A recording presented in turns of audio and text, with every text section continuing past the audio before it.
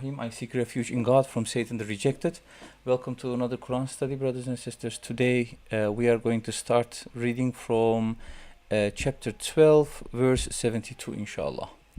Bismillahir Rahmanir Rahim. In the name of God, most gracious, most merciful. They said, "We lost the king's cup. Anyone who returns it will receive an extra camel load. I personally guarantee this." They said, "By God, you know full well that we did not come here to commit evil, nor are we thieves." They said, "What is the punishment for the thief if you are liars?" They said, "The punishment, if it is found in his bag, is that the thief belongs to you. We thus punish the guilty." So this is the incident when Joseph's brothers returned to Egypt for a second time to purchase grain. And Joseph, who has risen to a high rank in Egypt, he devises a plan to keep his younger brother Benjamin with him. We will read that, inshallah. MashaAllah.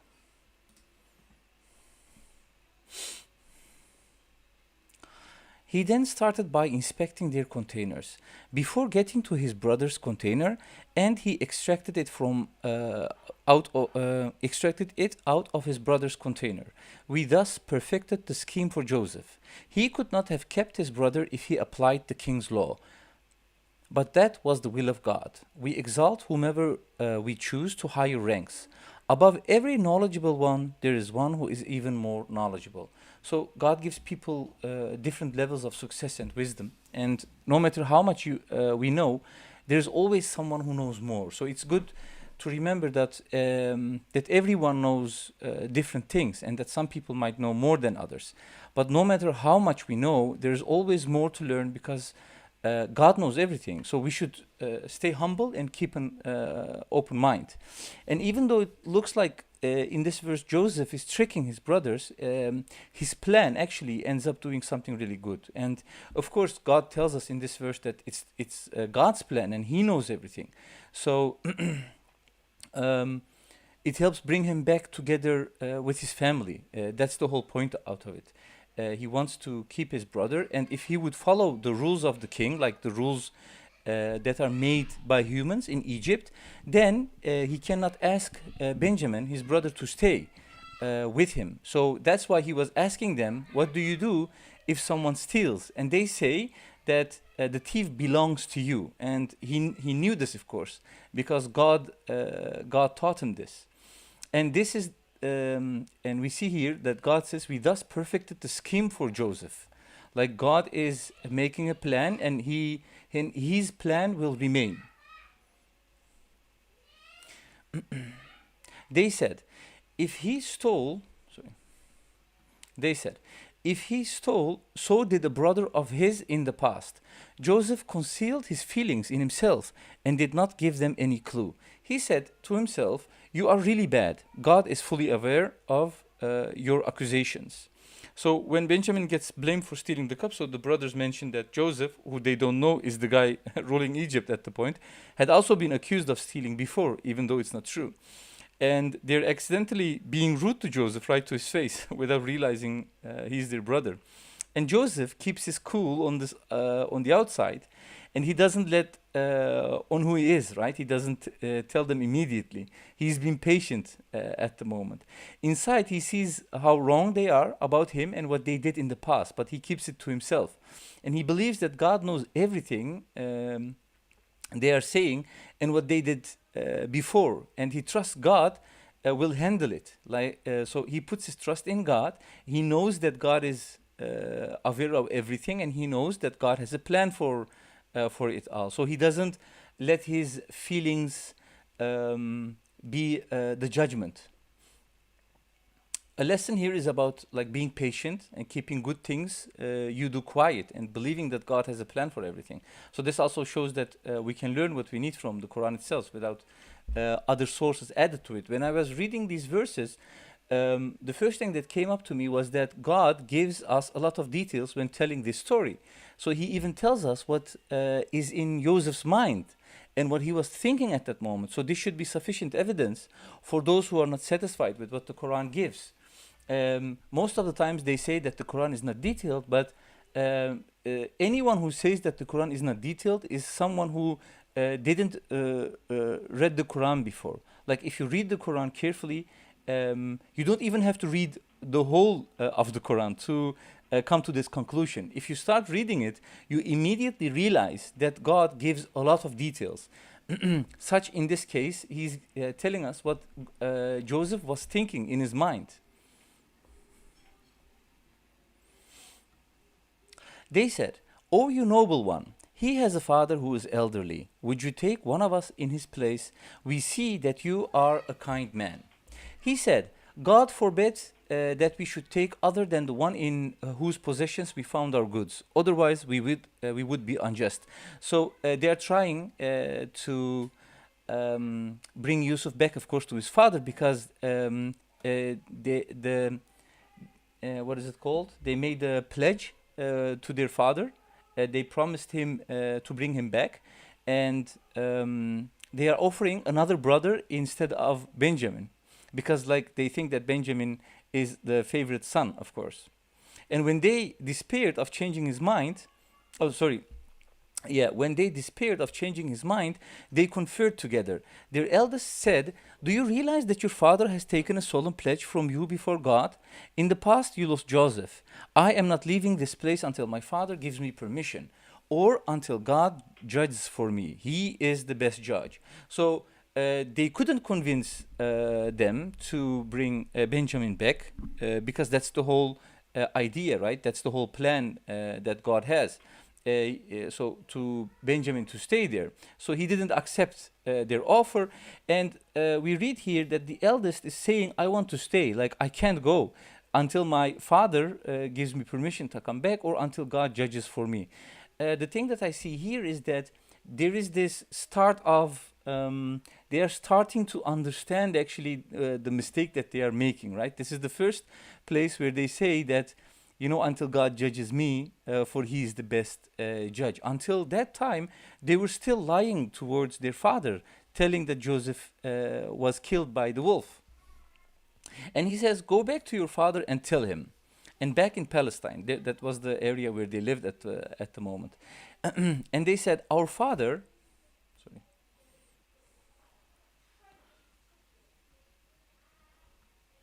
yeah, "our father, your son has committed a theft. We know for sure, because this is what we have witnessed. This was an unexpected occurrence. You may ask the community where we were and the caravan that came back with us. We are telling the truth." He said, so Jacob said, "Indeed, you have conspired to carry out a certain scheme. Quiet patience is my only recourse.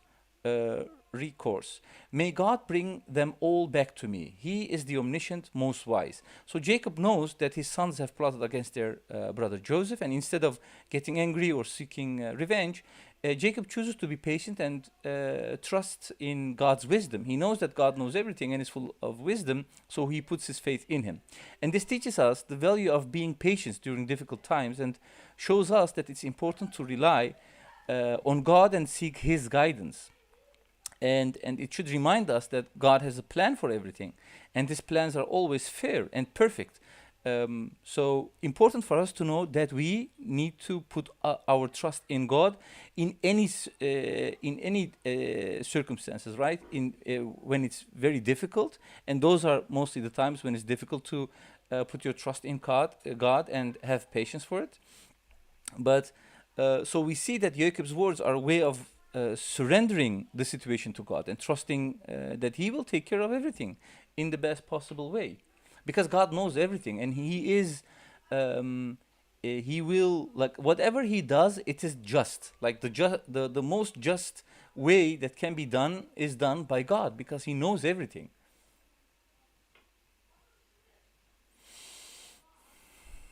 He turned away from them, saying, "I am grieving over Joseph." His eyes turned white from grieving so much. He was truly sad. They said, "By God, you will keep on grieving over Joseph until you become ill or until you die." He said, "I simply complain to God about my dilemma and grief, for I know from God what you do not know."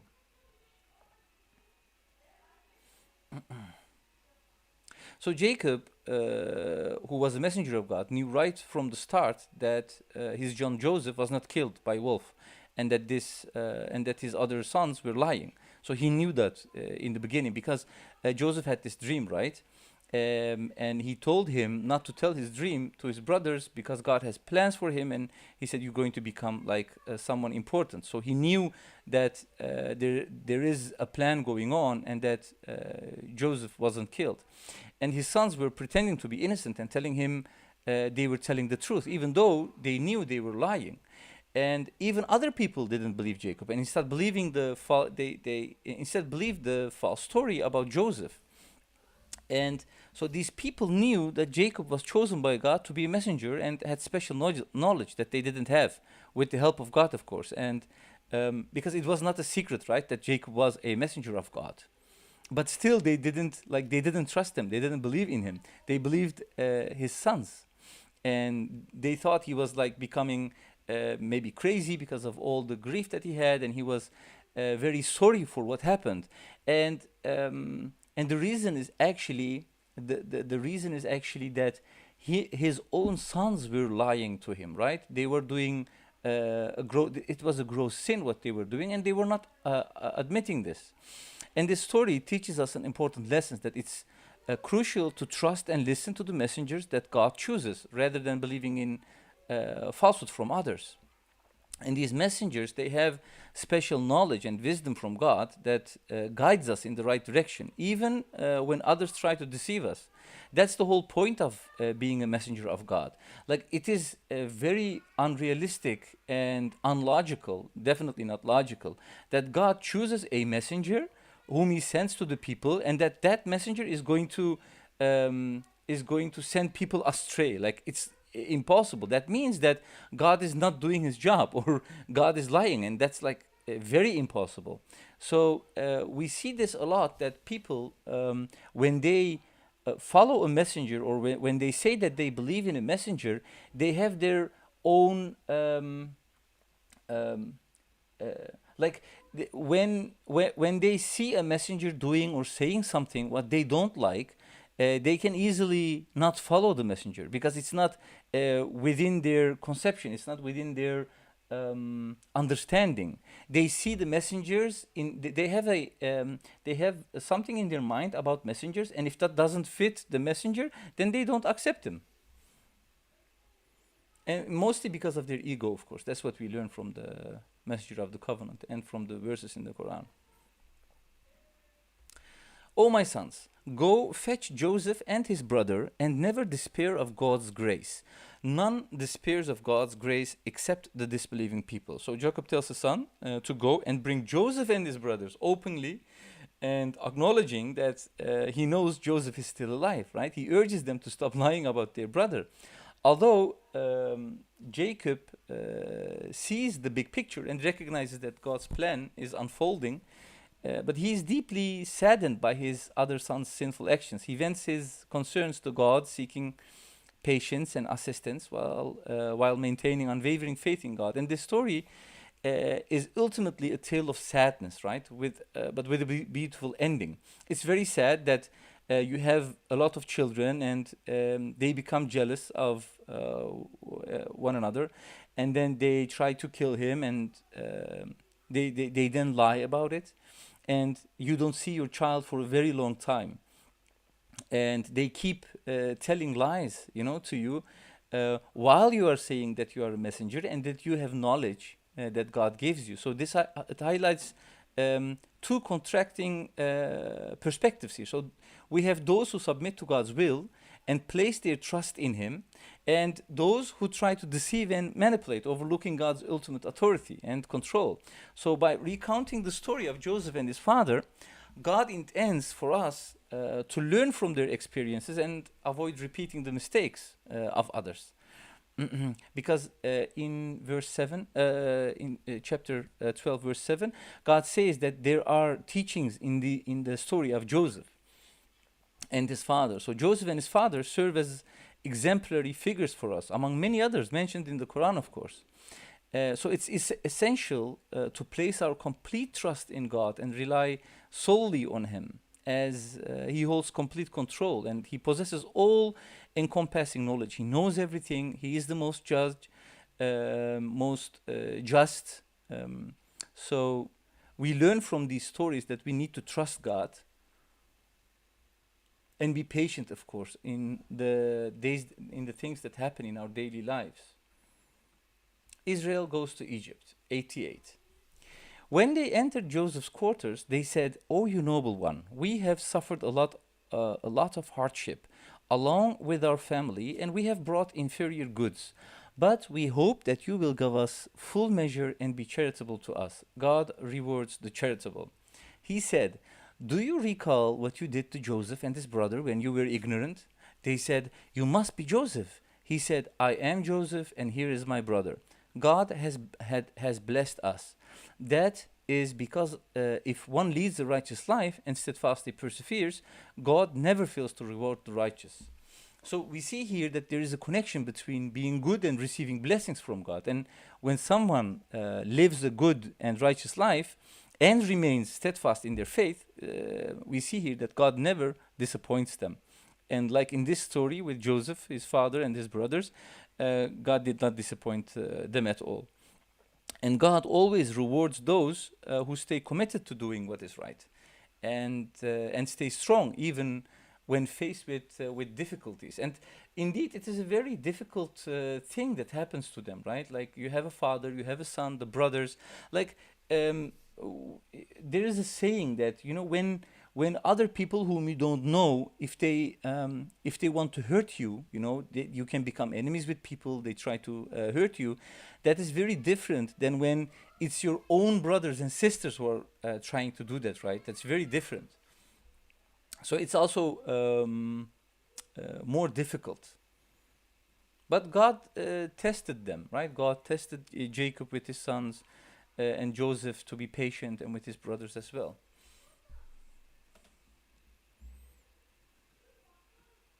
91. They said, "By God, God has truly preferred you over us. We were definitely wrong." He said, "There is no blame upon you today. May God forgive you. Of all the merciful ones, he is the most merciful." So Joseph forgives his brothers and asks God to forgive them too, because he recognized that God is the most merciful and forgiving. And Joseph's act of forgiveness shows how important it is to let go of grudges and seek forgiveness, which is a righteous behavior. So he understands that God is doing everything, he's planning everything, and like he doesn't want any revenge, right? He could also try to take revenge from his brothers, because he had the power at the moment. He was ruling Egypt, so he could do everything what he wanted. But we see here clearly a righteous person. And this teaches us about the value of forgiveness, and emphasizes that God's mercy knows no bounds. Like he can, and we see throughout the Quran that God he can forgive everything except idol worship, of course. But besides that, he can forgive everything. And Joseph is asking for their forgiveness. May God forgive you, he says, after all the things that their brothers had done to him. And of course, not only to him, right? Also to his father. But these people, Joseph and Jacob, when we are reading these verses, telling the story about them and telling what is in their mind and how they are feeling and what they are saying, we can clearly see submitters here, right? They are like truly submitting people are here, understanding who God really is, understanding that He is in control and He is doing everything. So they are just being patient, and they recognize that this is a test and that God has a plan. Um, they put their trust in God. They lean back, and this must be actually quite comfortable, right? Knowing that God is in control and leaving everything up to Him, because even if you don't want that, right? It's still God is in control. Even if you think that you control something, but in reality, it is God who is controlling it. And being a submitter, submitting to the will of God, knowing Him truly with all His, what we had learned from the message of the covenant, with all of His qualities, especially, most especially, that He is running everything, He is doing everything. So this should give us comfort, knowing this, right? And this would should give us comfort in our daily lives. Like, in a way, we wake up, right? We are living in this world. We wake up in the morning. We need to go to work. We need to make some decisions, or we think that we make decisions at least. But knowing the true nature of God and submitting to Him, devoting yourself to Him, should give definitely a huge comfort to anyone who has become a submitter.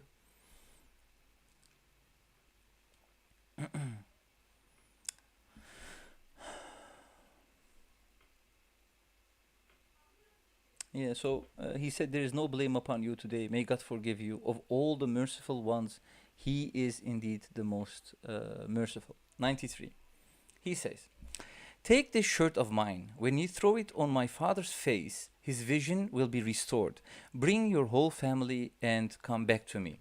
And the deep note here says, "This marks the beginning of the children of Israel in Egypt. Moses led them out of Egypt a few centuries later." So we know, of course, from the Quran that the other name of Jacob is Israel, and God is talking about the children of Israel. So the children of Jacob, who came from the area which is called Palestine to Egypt. And Joseph says, of course, that this should be a safe place for them, God willing. 94. Even before the caravan arrived, their father said, "I can sense the smell of Joseph. Will someone enlighten me?" They said, "By God, you are still in your old confusion." When the bearer of good news arrived, he threw the shirt on his face, whereupon his vision was restored. He said, "Did I not tell you that I knew from God what you did not know?" So God knows things we don't, and can reveal hidden truths. So Jacob's feeling about Joseph was right when his eyesight returned after touching the shirt. So it shows that God's knowledge is greater than ours, and he reveals things to people he chooses. And this teaches us to trust in God's knowledge, even when it doesn't make sense to us. Like at that moment, it didn't make sense to the people around him. They said, "Well, how, like you are an old guy, and because all of the years that you were grieving, you think that like he said, I smell Joseph." They didn't believe in him. It was like, who should have believed him? They even didn't believe him before. So they kept on not believing in him. So, and we should remember that like God knows everything, yeah, and He can show us things that we don't understand. So it is possible that in a way things happen that we don't understand, but we should again put our trust in God. In this situation, Jacob smelled Joseph, and after this miracle happened, that his eyes vision was restored, they said, "Our father, pray for our forgiveness. We were wrong indeed." So after that, they believed in him. So, and the people that came, of course, with the T-shirt, they told them that they saw Joseph, and he was inviting them to Egypt, etc. So, and at last they could see the truth, right? But there is this one of the studies that the Messenger of the Covenant does. He says that in God says in the Quran that they ask the messengers why God doesn't send angels as messengers, and God tells them, "If I would send angels, I would send them in the form of humans, to still make you astray."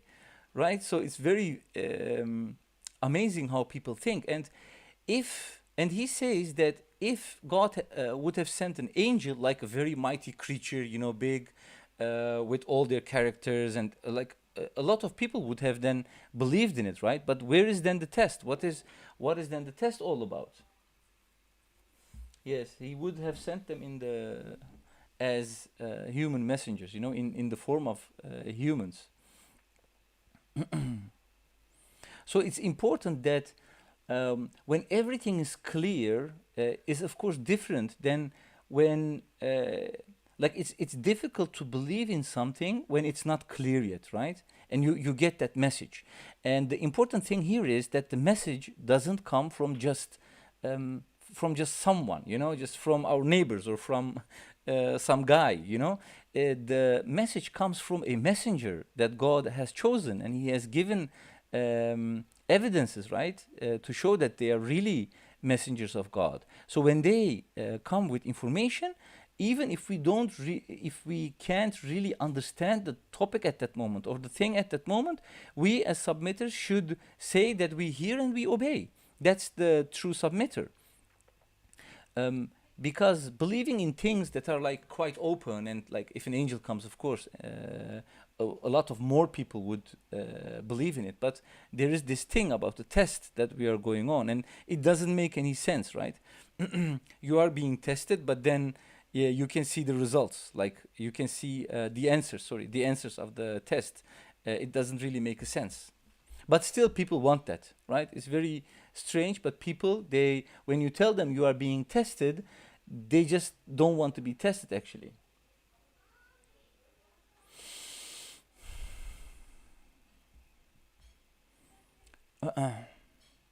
He said, I will implore my Lord to forgive you. He is the forgiver, most merciful. And here again, you know, he is like asking for forgiveness for them. The same thing that Joseph did for his brothers. You know, after everything that what happened to them, they still are being patient. They are putting the trust in God, and everything. You know, when they are talking and when they are saying things, you can see that they always bring God. Right? They're always talking about the Lord, about God. You know, that He's merciful, that He's forgiver, that He knows everything. True submitters indeed. In Egypt, 99. Mm, 99. When they entered Joseph's quarters, he embraced his parents, saying, Welcome to Egypt. God willing, you will be safe here. He raised his parents upon the throne. They fell prostrate before him. He said, O my father, this is the fulfillment of my old dream. My Lord has made it come true. He has blessed me, delivered me from the prison, and brought you from the desert, after the devil had driven a wedge between me and my brothers. My Lord is most kind towards whomever he wills. He is the knower, the most wise. And the thing what he is talking about is in verse 4. Where God tells us, recall that Joseph said to his father, Oh, my father, I saw 11 planets and the sun and the moon, and I saw them prostrating before me. This was his dream that he saw when he was a small child. He told this to his father, of course, and his father, a messenger of God who had certain knowledge that he had gained, like that God gave to him. And he told him not to tell his dreams to his brothers because he feared that they would scheme against him. And but in any case, like even when he asked him not to tell the story, it didn't change anything, right? Because for those things to happen, they um, they needed to do the scheming. They need to do the planning of that and throw him in the well, you know, and people taking him and bringing him to Egypt, etc.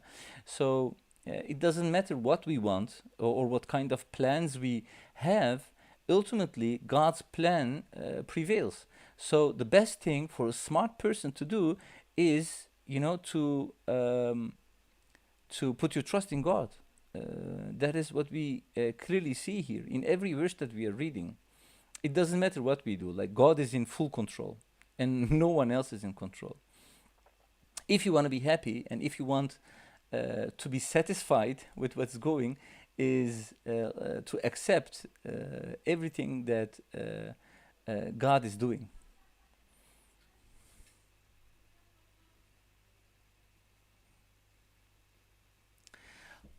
My Lord, you have given me kingship and taught me the interpretations of dreams, initiator of the heavens and the earth. You are my Lord and master in this life and in the hereafter. Let me die as a submitter and count me with the righteous. This is news from the past that we reveal to you. You were not present when they made their unanimous decision to throw Joseph in the well, as they conspired together. So God is telling that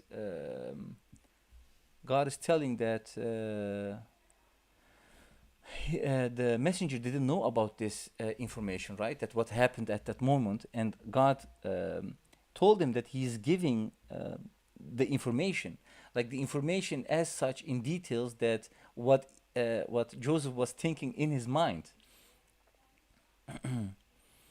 And in verse 7, God says, in the same chapter, of course, chapter 12, verse 7, says, in Joseph and his brothers, there are lessons for the seekers. So, one important thing we can learn from them is, of course, their strong devotion to God and their trust in His plans, and that they rely on God, that they had patience, and they remained faithful even in difficult situations. And meanwhile, others around them did not have the same approach. So when I was reading the story, you could clearly see a difference between one who is a submitter and submitting to the will of God and accepting everything, and on the other hand, you have people who are trying to deceive, trying to lie, trying to do things, etc. But in the end, it doesn't work. And as submitters, it is crucial for us not to make the same mistakes as those who lacked in faith, and we should follow the example of Joseph and his father by relying on God and putting our trust in Him and being patient. And so these qualities can guide us in navigating challenging situations in our lives and help us stay aligned with God's plan. So this, throughout this whole story, and here it ends, like there are definitely lessons that we can learn from it.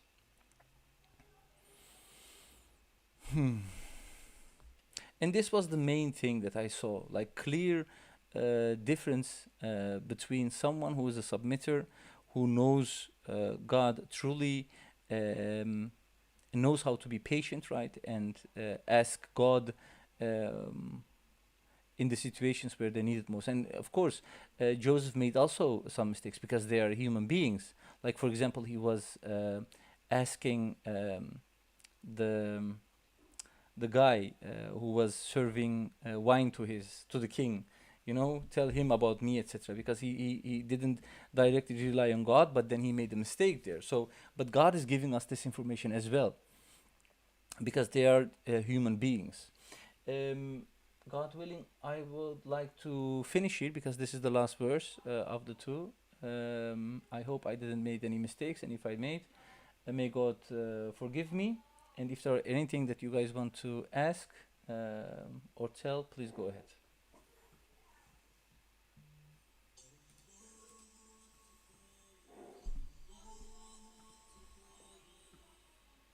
MashaAllah, brother. Was it 2 pages, brother? Yeah, it went very fast, I know, but Okay, no, no, MashaAllah, MashaAllah. yeah, because it's a story, so it was from 72 up to 101, so it's definitely 2 pages. MashaAllah, MashaAllah, brother. MashaAllah, brother. God bless you. MashaAllah, God bless you. Thank you. MashaAllah. So I am at 33 minutes, so I think. MashaAllah, God bless you. MashaAllah, very good. MashaAllah. Yeah, so in the Quran, when we are reading like these examples, the same we had with Moses, right? I remember Brother Masood was reading that. You have like these verses, but it's telling the story about what happened at that moment and what they said, etc. So it's a little bit different than when God is giving us different kinds of information. A little bit different than when He's telling a story. MashaAllah. But I learned a lot, definitely a lot from this short story that God has told us.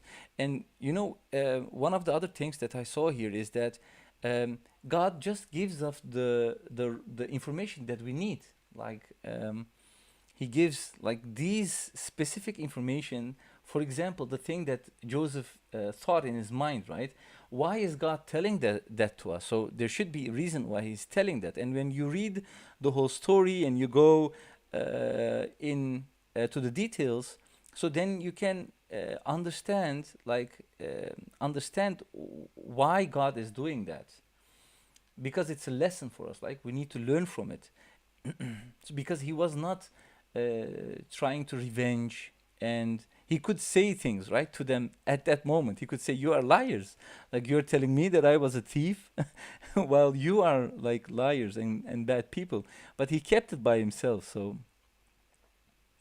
it's a good example for us how to behave. MashaAllah.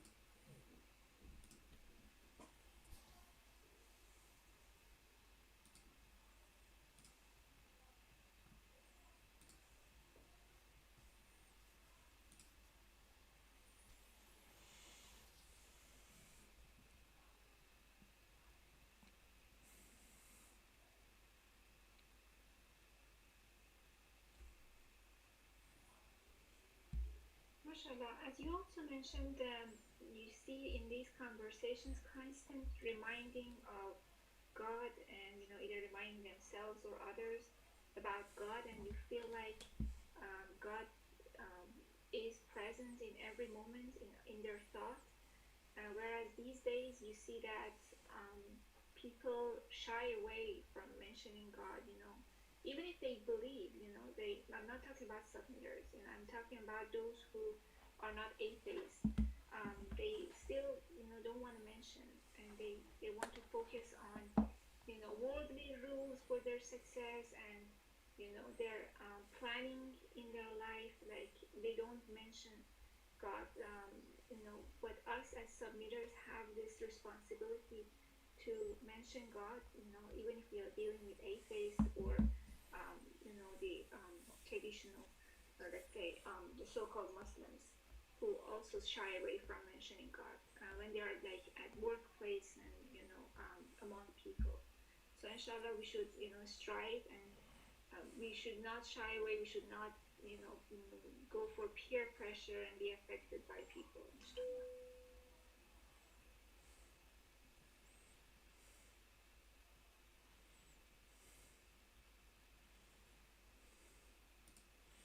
Yeah, mashallah. In situations where everyone is talking like that, everyone is saying and talking about God, and when they are saying God willing, etc., then it's like very easy.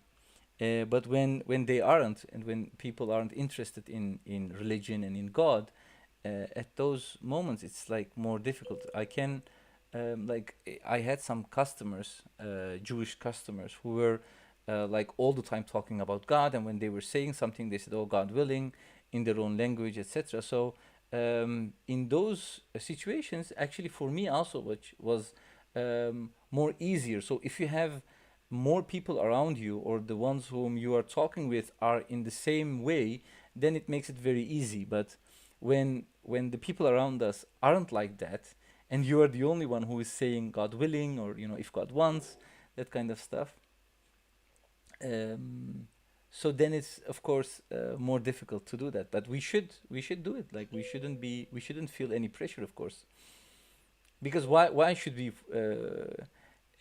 there be any pressure, right? Because God is in full control. He's doing everything. So we shouldn't even think that there is actually pressure, or we shouldn't even feel that. And inshallah, we will not, in a way, when we will become, God willing, perfect submitters. The messenger says that, right? He says that you are going to feel like if you are the only person, that God is going to um, um, he's going to work on you, right? He's going to take things one by one. If you have like problems with your prayers, he's going to help you fix that first, and you're gonna have some pinches, maybe some headaches, until you fix that problem. And after that, if you have any problems with, for example, charity or zakat, he's going to fix that one by one until you become perfect submitters, he says. Yes, definitely, inshallah. And the fact is that we have verses in the Quran that God tells us you could see the mockery in their eyes. They might be mocking, and that could be a test. Inshallah, we should keep on, mentioning God, until by God's leave they stop. And it might happen. It's not like every situation people are going to be accepting, but it doesn't matter, and we should do what's right for us, especially when we see descriptions of hell and how painful it is. That's a good reminder. Even though heaven is blissful, and we all hope that inshallah God will forgive us and we will end up with the righteous. But the thing is that it's always good to remember. For me, it's like that, to remember those descriptions of hell, and to realize that it's not worth it to have the people's acceptance around you, at the expense of losing God's, approval, and God being pleased with us. That's the first priority, inshallah, in our life.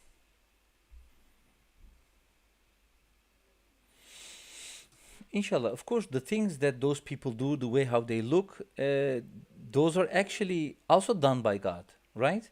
And most of the time, like they are done because it's a test. Like if it was very easy, then it wouldn't be a test. So it's very normal that Yes. those things happen, and that at the first place it becomes like it's maybe difficult, or But we of course learn from the messenger that he says there will come a moment when like things become very easy. The prayers, the things that we are doing, with the help of God, of course, they are all going to become very easy, and we are going to enjoy actually doing those things, God willing. Yes, mashallah. Yeah, it gets easier and easier, every day, mashallah. And, it's a blessing that God gives us the strength, mashallah. Yeah, and one of the things in my own personal life, for example, I had this thing with the prayers. We have there is a certain period of time where you can do your prayers, right? For example, you have the noon prayer. You have a few hours to do the noon prayer, and then you have the other prayer. So lately, I am like trying extremely hard to do the prayer like when it's when the time comes, instead of like waiting a little bit, when I'm in a car or somewhere. I try to focus more on doing that quicker. And the reason is, like, at that moment I need to show what is my priority. Like if I am in a business conversation, or if I'm with a customer, etc., instead of like going on with that, I need to arrange my appointments and everything around the prayer times. So when you do that, your life becomes actually much easier, and everyone can check that, right? If you start doing the things better and better, the things that God has assigned for us to do, then you can easily see that your life becomes also much easier.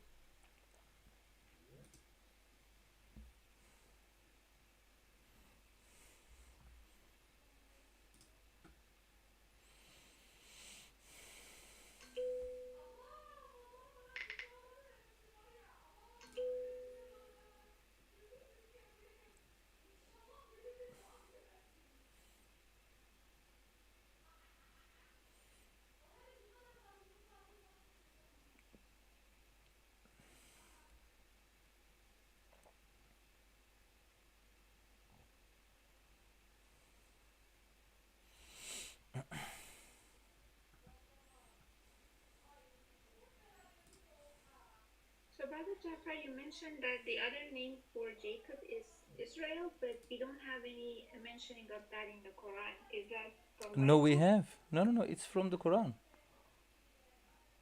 As far as I remember, he's called Jacob and No, no, no, nothing else. no. Even in the Quran.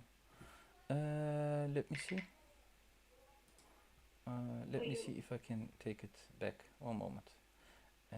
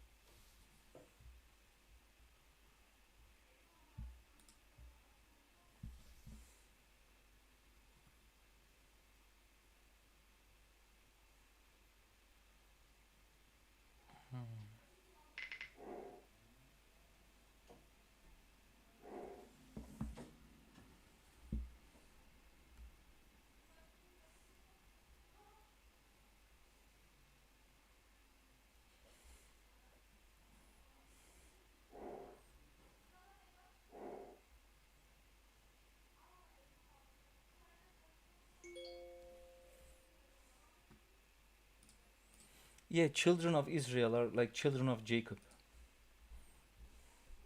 Let me see if I can find it. And on the thing you see, Israel goes to Egypt. That's the title. And then let me see if I can find other ones.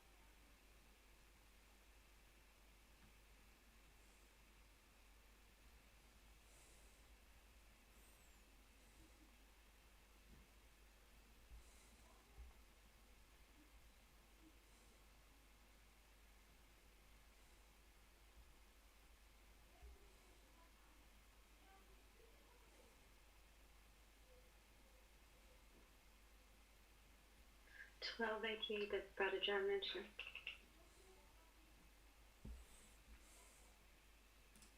18 or 88? 1288. 88. Yeah, that's where the title is. The title says Israel going to Egypt. Yeah, also what Sister Monam shared, 1958, it says that these are some of the prophets whom God blessed. They were chosen from among the descendants of Adam and the descendants of those whom we carried with Noah and the descendants of Abraham and Israel, and from among those whom we guided and selected. So Israel here in this verse means Jacob? Yeah, so if you go to, the, what do you call that thing that, it's got ABCD. What is the it? index.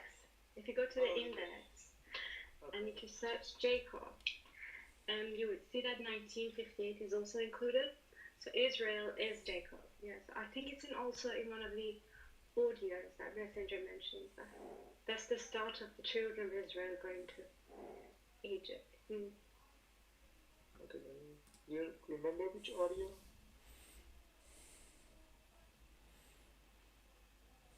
Do I look that clever? No. I don't remember. I just remember some things from the audio sometimes. Unfortunately, I don't know much about them, and I don't have the script. Unfortunately, I'll need to get them from you.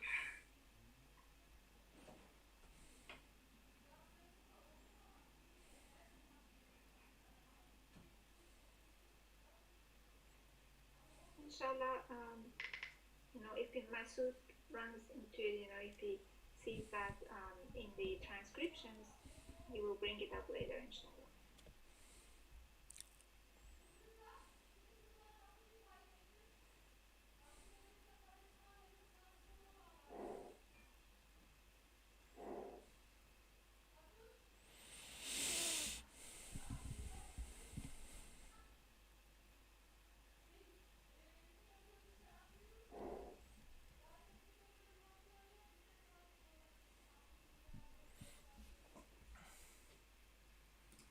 Yeah, so in the same index, when you you have Jacob, and on top of Jacob you have Israel, but when you click on that, I'll get a gray screen on my phone and on the iPad. So I couldn't really click on that. I don't know if you guys can try and to click on it as well.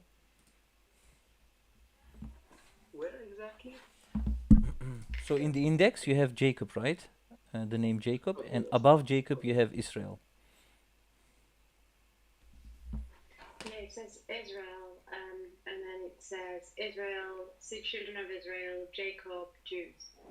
They all relate. Yes, yes, yes.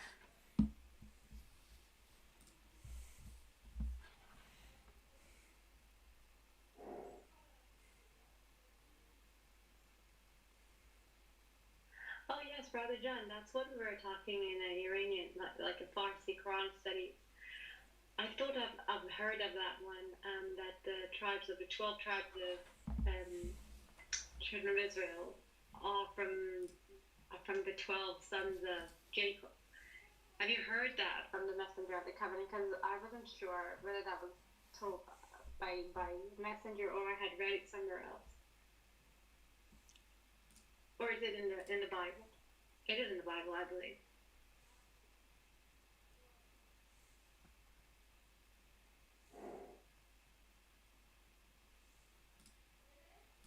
Yeah, but also with the incident with Moses, right? That when they are in the desert and water flows from within the rock, and it says there that there are 12, what is it called? 12 sources that come out. Streams.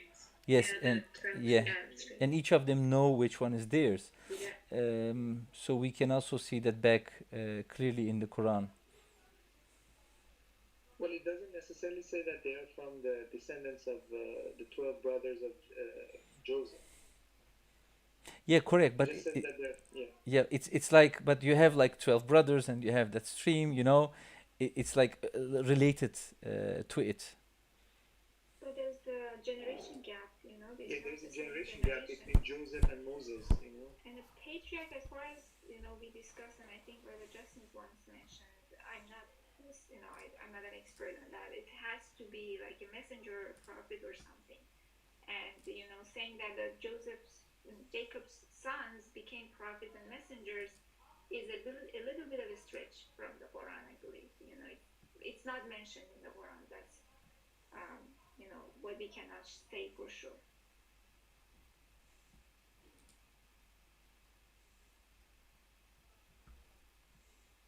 Even though they repented, still, it's not mentioned. So I think the similarity is just in the 12, them being 12 and 12 springs. Yeah.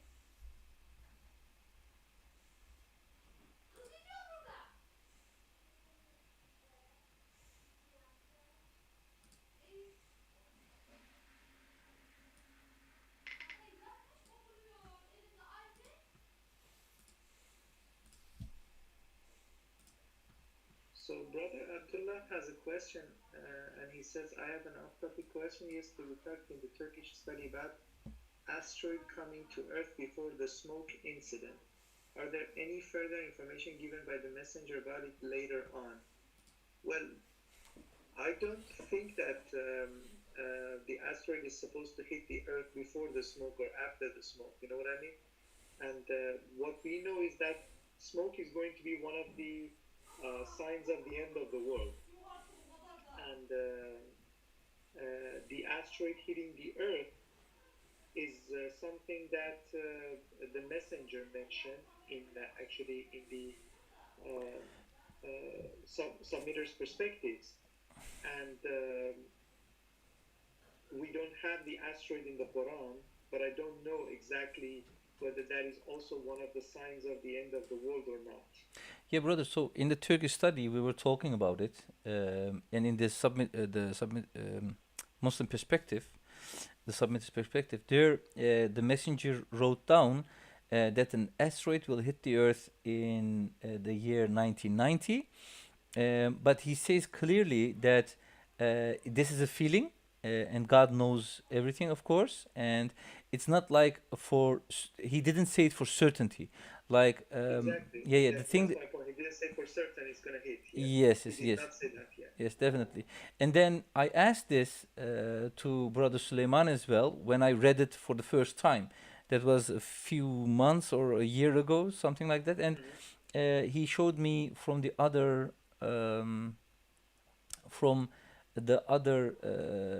publications that came afterwards, where the messenger corrected himself. If I'm not mistaken, like in 1989 or 1989 or 1988, somewhere in those things. Sister Mona says March 1990. Let me just bring the submitter's perspective and see when it was.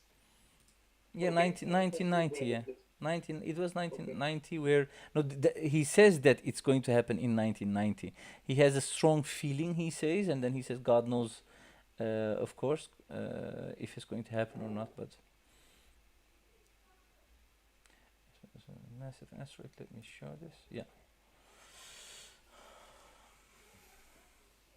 So here is what will happen to the disbelievers as prophesied in 44, 99 to 15. Let me share my screen. I found it. Okay. So this is this one. March 1990. Okay. And it says that here's what will happen to the disbelievers.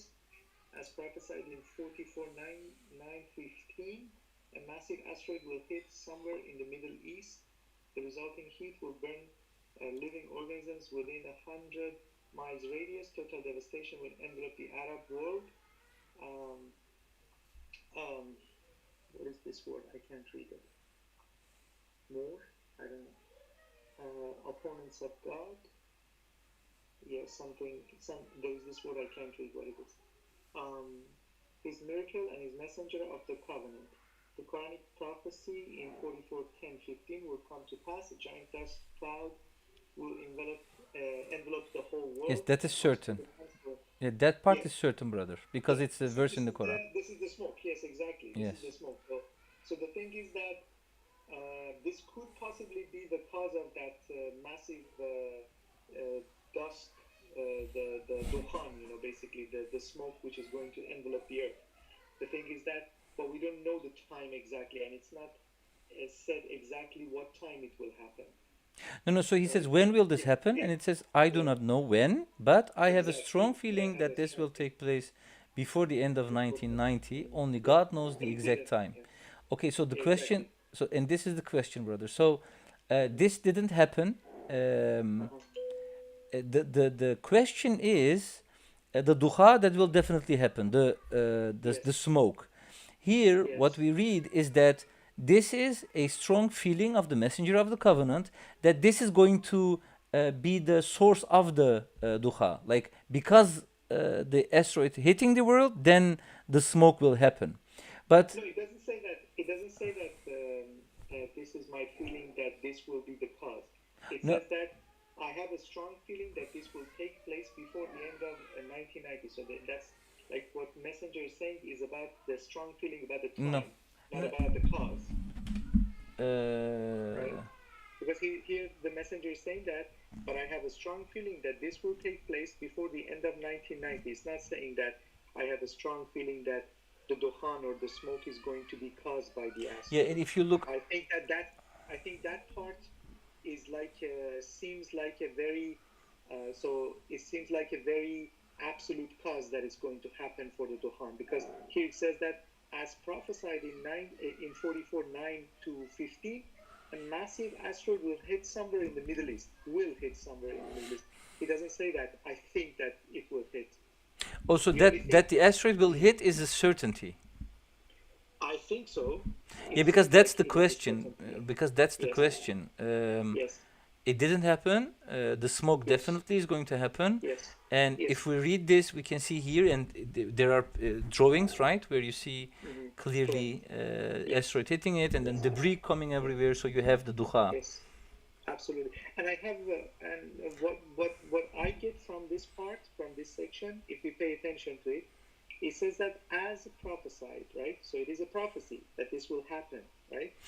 And the cause of that dukhan, which is going to happen and envelope the earth, is said to be that asteroid, right? So what I see from this text, it's going to be a massive asteroid that will hit somewhere in the Middle East, and the resulting heat will burn living organisms within 100-mile radius. Total devastation will envelop the Arab world, and then the Quranic prophecy will come to pass. See, so that will be the cause of the dukhan which is going to happen. So when we say dukhan, we think of smoke in this sense that, for example, there's going to be air pollution. You know what I mean? Okay, but that's not necessarily the meaning of dukhan. The meaning of dukhan as a smoke could be like dust particles that will, giant dust cloud that will envelope the whole world and obscure the sun for a few months. You know what I mean?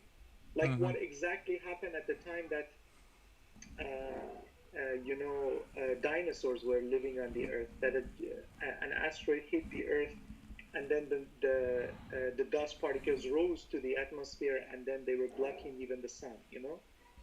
So I think what I understand from this, please correct me, brothers and sisters, if you understand differently, that the smoke will come to pass, and that is a certain prophecy in the Quran and one of the signs of the end of the world. The second thing is that that smoke which is going to happen, which is 100%, needs a cause, right? And the cause, as said by the messenger of the covenant, will be a massive asteroid. The cause of the smoke is going to be a massive asteroid.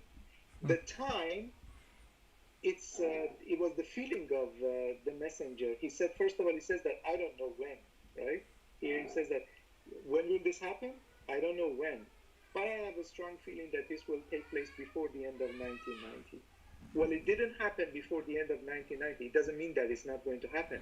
And if you pay attention to this one was published in March 1990. It was prepared by Dr. Rashad Khalifa before his death, but by this point, Dr. Rashad Khalifa was martyred already, okay?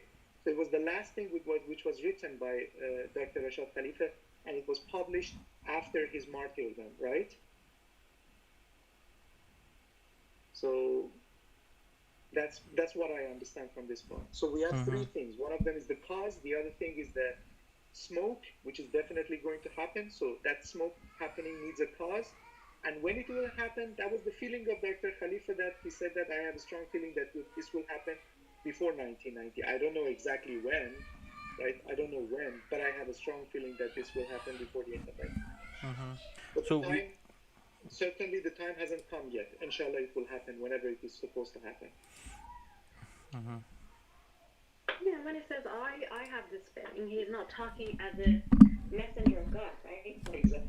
the things that he says that are from God, he's explaining the verses, or like when Gabriel releases any sort of message to him, he does mention it. But here it says I, like I is Rashad, like the person.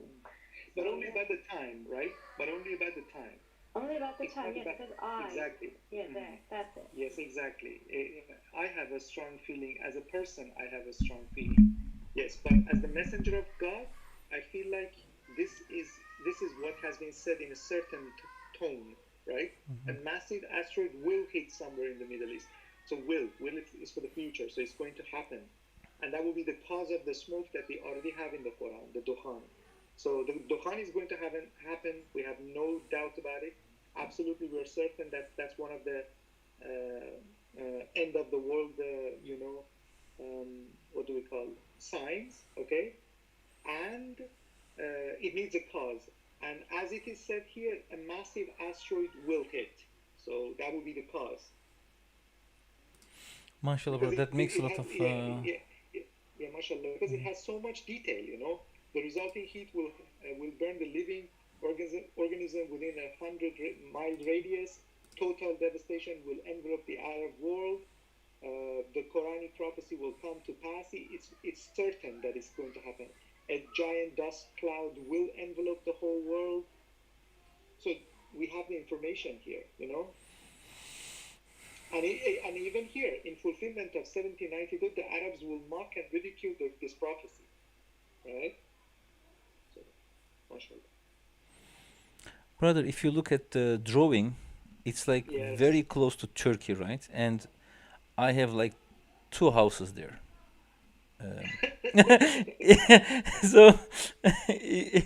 if someone wants to buy, it's like close to Turkey, right? Okay. Yeah, but what the messenger always says, he talks about the Arabian Peninsula. So as before we have talked about it, if we, like for example, talk about the Arabian Peninsula, so if we Mecca, Saudi Arabia, okay.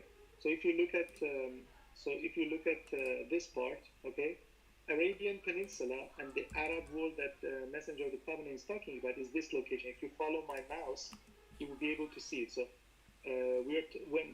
in one of the submitter's perspective, he talks about the boundaries of the Arabian Peninsula. Okay, so basically it goes Bahrain, Qatar, United Arab Emirates, Oman, Yemen, Saudi Arabia, even this part, Israel, Palestine, Jordan, Iraq, Syria, Lebanon, up to this point, which is the border of Turkey. So this is So we are this is considered safe, the Arabian Peninsula. inshallah. So yeah, inshallah. So when he says that it will, so what I understand from here that it says that here the total devastation will envelop the Arab world. Basically, it means the Arabian Peninsula. So and if you pay attention to the map that he has drawn here, it's actually that location of the Arabian Peninsula, but somewhere in the Middle East. We don't know exactly where it's going to hit. So, but it's not only about the Arabs, right? Because a lot of different people live there. You have like from everywhere of the world, you have people living there. Yes, exactly. And then if so, in this also we have talked about, in the Farsi Quran study, that God will save the believers. If there are some people who are not Arabs and are living in those locations, even if a nuclear bomb happens, God will save those people. So it's a law in the Quran that says that God will save the believers, and also the Messenger of the Covenant has mentioned that God will save the believers. It doesn't matter how, we don't know how, but they will be saved somehow. So, yeah, mashallah.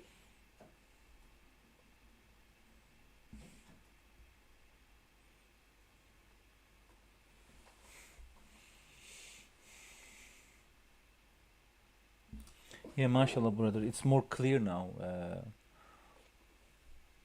That situation became much more clear because what I always thought was, since he said that, and it didn't happen, so the smoke will happen, but not the asteroid will not. Like it won't hit the world.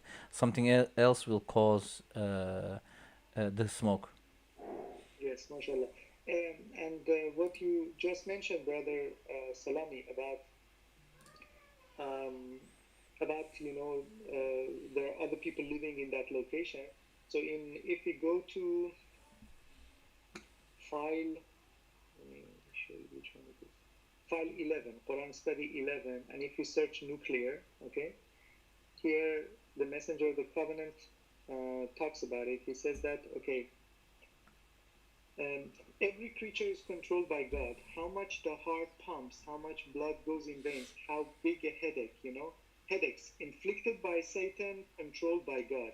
If a nuclear explosion used to wipe out the disbelievers, God will always save the believers somehow. God will always save the believers somehow. So it's Yeah, like it's a fact. the Exactly. example It's of a law Lut. that they will. The example of Lut, brother. God sends angels, Absolutely. like Correct. showing them the way. Like they Yeah. get out of the city and Yes. don't look behind. Exactly. Yes, somehow they will be saved. Exactly. We don't know how exactly, but somehow they will be saved. Like the same goes with Moses. Did Moses know that the Red Sea is going to be opened? No, he didn't know that, right? But he was sure that the believers will be saved. So God opened the way for them from where and when they didn't expect it. SubhanAllah. Yeah, mashallah, brother. Thank you. It's like much more clear, at least to me. This whole situation, the idea of the smoke and the asteroid. MashaAllah.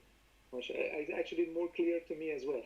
Yeah, and 100 miles is like 160 kilometers. Yeah, well, when it's written 100 miles radius, it doesn't mean exactly 100 Oh, like miles. something Like around. 50 miles. Remember that for the Quran studies, okay? Yeah. Okay. Now we go about talking I'm about trying to save Turkey, brother. Like I'm trying to save our borders. I have a nice home there. Inshallah, you will be safe. Don't worry about it. No, I will be safe, God willing, here, but the house. Brother, don't worry about the No, of I'm this joking. world. You're right, brother. MashaAllah. Oh, and the thing is, you know, they are building these things in. You have this. What is it called? The line. You have the line. You have the cube. You know, these people are like making that kind of buildings in Saudi Arabia. Did you heard about that? It's called What's the that? line. I'm sorry? It's called the line. Line. It's No, I don't know. like a straight line of I think 100 kilometers or something like that, or 160, and Okay. it's like a city which is very high, and like it's not a normal city. It's called Neom. Yes, Mona. Thank you. Oh, Neom. Okay. Neom. Yeah. So Neom, Okay. and then they want to build this cube, etc. So you know, not knowing that the asteroid will hit them, spending all of that money. Well, they don't believe in anything. Yeah. They just have their own made up religion, and they think that they are protected by God, and they are also even guided in that direction, that they think that they are protected by God, because they have oil and oil reservoirs, and they think that they're just like standing around Kaaba for 5 hours a day praying and stuff like that, and then invoking the name of Muhammad all the time. They think that they are provided for by God, and everything that they have is provided for them by God, in this sense that they are righteous people. But actually, it's just a temporary thing which is given to them, and the devil has adorned it in their eyes, and inshallah, in due time, it will all be wiped out, and they will be left with nothing. But that's what the situation is. But they're also given the time, Yeah. There was a question, Brother John. Brother John says that so he has an off-topic question. Is something like package protection considered a form of insurance? It was a specific to an order I was placing online, and only a one-time thing around $8. I ended up not selecting it as I wasn't sure. What are your thoughts? Brother, I think it's insurance, yes. Yes. The package protection, what does it mean? Like, for example, package protection against loss, so that's insurance. Yes, against loss, theft, damage, whatever, transit, instant. Even though it's a one-time thing, it's still, I think it shows fear. So I wouldn't, even if, sometimes when you go buy stuff, they say like it's a one-time thing, to like guarantee or a warranty on something that you have to pay extra. Mashallah, we always not select it, and mashallah, everything is good. So I wouldn't select it. Even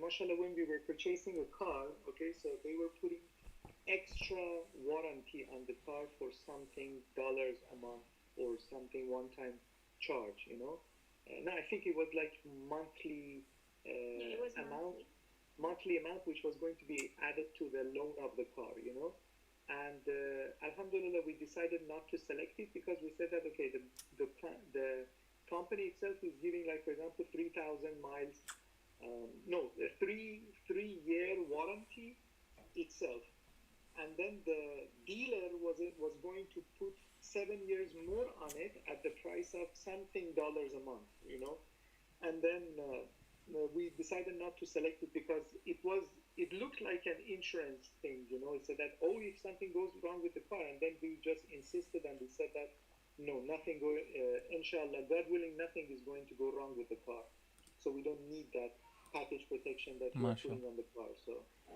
so we didn't select it. We felt like it's some sort of insurance, so we didn't select it. So I think it goes the same with this thing that you wanted to buy online. Mostly they have it in the United States that you want to buy something.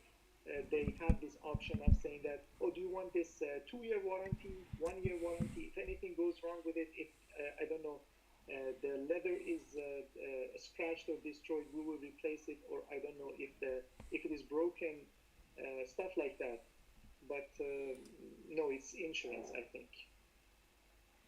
Yeah, they bring they first try to bring fear in you, right? Like Exactly, if something happens, that's the etc. weapon, yes. Yeah, Brother Suleiman, can you also talk, or you can only write down? Because like we were talking about the I just, I can talk. Yeah, we were talking about the Duha, the asteroid, which is going to hit the Earth, and I was telling the brothers that and sisters that you remember I was asking you about this. I said I have read this, and it didn't happen. So what are your thoughts about it? And then we went through it, and then you told me something, but it was a long time ago, so I don't really remember what it is. And mashallah, brother Masood opened it, and we were checking it. That's one thing. Maybe you want to add something to that. And there was the other thing, but I will ask you in a moment, inshallah. Yeah, I don't know what you guys exactly discuss. Otherwise, I'll add to more. If there's anything specific, again, if you want to ask me. Yeah, so it was in the Muslim perspective. It says that they asked the messenger of the covenant about when it's going to happen, and then he says, "I don't know when, but I have a strong feeling that this will take place before the end of 1990. Only God knows the exact time." So the question that Brother Abdullah had, and we were talking about yesterday in the Turkish Quran study, was since this didn't happen, will it ever happen? You know, that the smoke will occur after the asteroid hits the Earth, or will there be something else which will cause the smoke happening? And yeah, Yeah, I mean, the heading says it all. It says, "Mark my words, here is what will happen." You know, so it will happen, but it just says he doesn't know when exactly it will happen. mashallah. Yeah. So it didn't happen when he thought it might happen. He just had a strong feeling, but he didn't know exactly when it would happen. That's the only thing. I mean, it's a prophecy in the Quran, so definitely gonna happen. Yeah, mashallah. So the asteroid will hit the Earth, but we don't know when it will happen.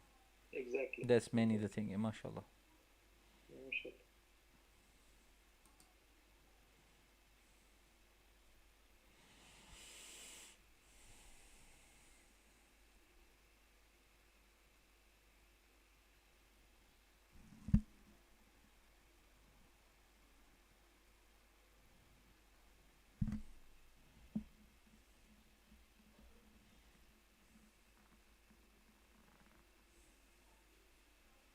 So, Brother John, I hope our answers was enough for your question about those package. I don't know, the things that they put for the packages as a liability insurance and stuff like that. Okay, mashallah. Yeah, you know, when he wrote down that in the chat box, I thought John was trying to sell something. He was saying package $8, something like that.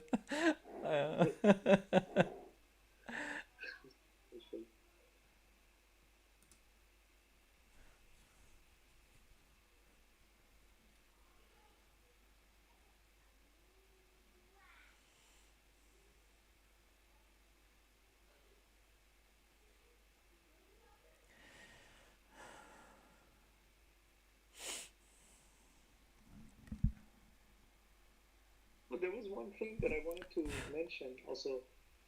The So I have been actually, mashallah, counting these letters and marking them on the Quran, you know, the Arabic text. And for the 29 surahs that we have for the basically the initial surah, okay?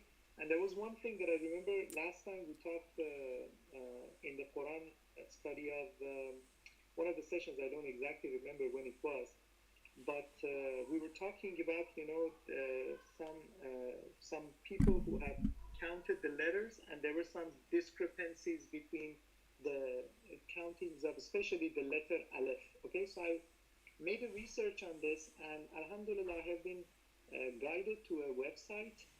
I don't know who this person is, and interestingly enough, first of all, I opened it in English, but then I It's couldn't Turkish. open it in Yeah. English anymore.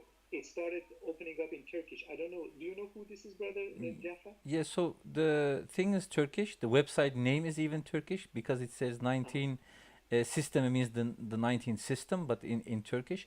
But it's the first Yes. time I'm seeing this, so I don't know who this is. And Okay, so let me check. I thought that maybe you know, but interestingly enough, I was trying to open a different website, but then I was guided to this website. Alhamdulillah, nothing happens for no reason. And then this brother or sister has made an effort to, highlight the letters in basically in the surahs, in the initial surahs, all of the 29 initial surahs. And anybody can go to this website, and then you can click on it, and then it's connected to a Google Drive, and then you will have access to the PDF. You can download the PDFs with different, basically.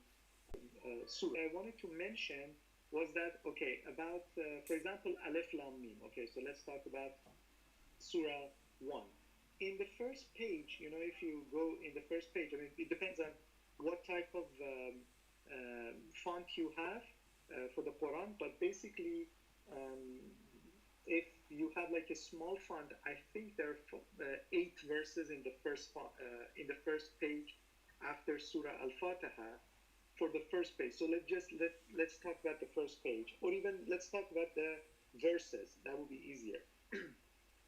For example, if we look at this one, we see that, for example, for Aleph Lam Mim, we have in Bismillah ar-Rahman ar-Rahim, we have 3 mim, okay? If people are familiar with the Arabic script, they would be able to understand that these are the memes. So we have 3 of them, and we have 4 lam, so this is 1, 2, 3, and 4, and we have it over here. And then we have 3 aleph, so 1, 2, and 3. The red ones are the aleph ones. So if you follow the same thing, you will see that the same number in each verse is mentioned.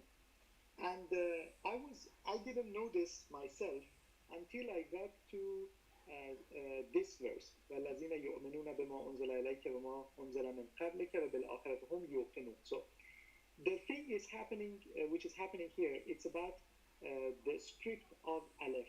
Sometimes we have that Hamza, okay? Hamza is not part of, I'm sure that those who are familiar with the Arabic script, they know that Hamza is not one of the letters of the Arabic script, okay?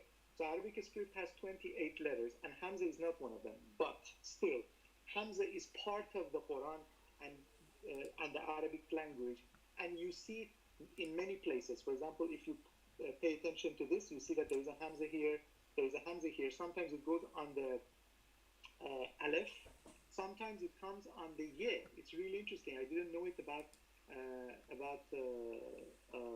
Arabic until I looked at Surah Yasin, and then I understood that Hamza also goes on this squiggly part, which becomes the part for the position of the dots for the Ye. So the Ye is like this if you follow my mouse, but then at the same time it could look like this one as well.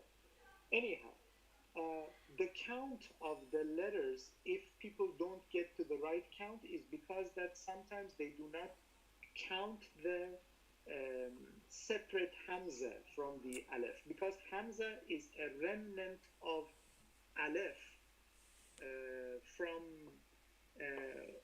basically from the sister languages of Arabic in Arabic, if it makes sense. I mean that it's not part of the Arabic script, in this sense that it's not part of the Arabic alphabet, but at the same time, it's a remnant of the sister languages of Arabic, because it is from the Semitic languages, and Hebrew and Aramaic, in order to show the glottal stop, used Aleph, but then later down the road, I had to read so much about it to be able to understand what it means. But then, and I don't expect anybody to understand what I'm saying, but I'm trying to explain it as easy as I can. Hamza is basically Aleph. The thing is that Hamza is basically Aleph, but it's a remnant of the script changing or script evolution from Hebrew and Aramaic into Arabic. That's why we have Hamza in the Arabic, but it's not part of the 28 letters that the Arabic has.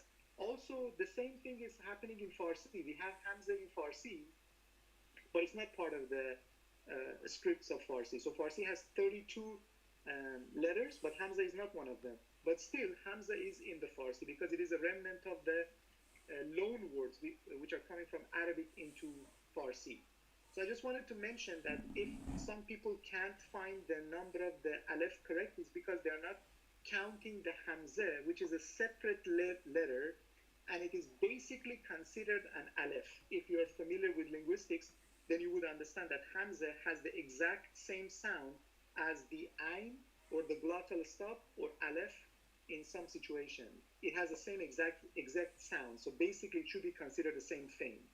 It should be considered aleph. That's why if you look at this verse, if you follow the red, you will see that this is one aleph, this is two aleph, this is three aleph, because this hamza is not separate from the aleph. This one is four aleph, the hamza is going down. It's still not separate from the aleph.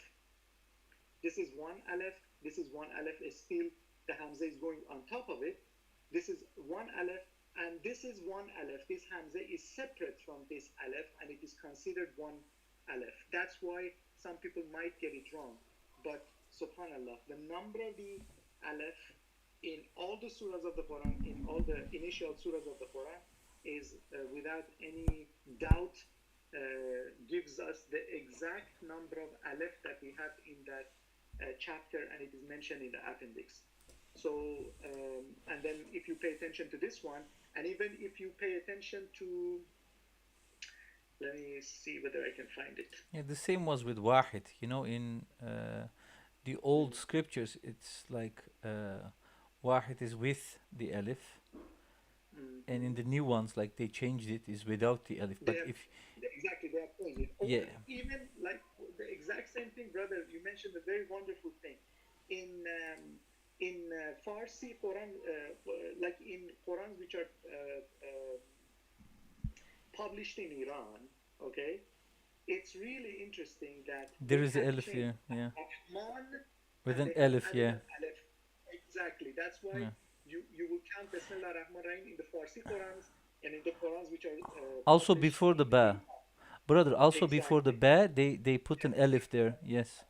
That's Yeah. why they end up 20 or 21 letters. Yeah. Exactly. Exactly. Good for them, you know. I think good for them. Let them have this 21 lettered Bismillah. Let them enjoy. Want to go astray, by all means, go astray. We have no problem with that, okay? But Bismillah ar-Rahman ar-Rahim has 19 letters. Yes, exactly. This is the Quranic writing. Exactly. Yeah, the But messenger says that. Yeah, correct. But what I wanted to mention is that if you go to the book, The Visual Presentation of Quran by Dr. Rashad Khalifa, so what he has done here is that he has pointed out each and every letters of the 29 Quranic initials in any given surah, right? For example, this is surah, I don't know which one it is, surah Tasin, let me see which one it is. This is surah Naml. Yes, surah Naml. So this is surah 27, yes. It starts with Tasin, okay? So if you pay attention, we have Ta and we have Sin. So Dr. Khalifa, what he has done is that he has started putting stars here under any word that has that letter, okay? And he has tried to put it with those techniques of that time. He has tried to put it as much accurate as possible. So we have one star here, so this is under Sin. This is one star here under Ta, and he has pointed out, so this is Sin, this is Sin, this is Sin, this is Sin, then you will see them, okay? Then you count them, they're absolutely correct, no problem whatsoever, subhanallah, all is well.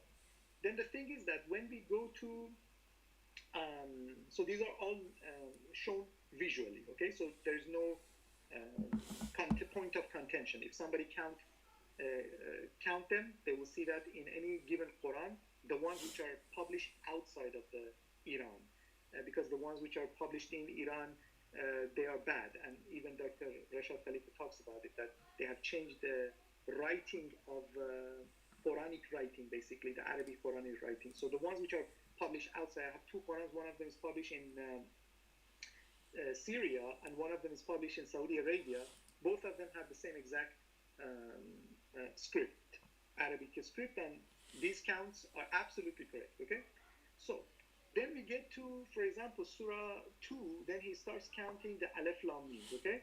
So when we get here, then we have what? We have charts. We don't have the print, because if you wanted to print that, then this book would have been at least 500 pages or maybe even more, okay?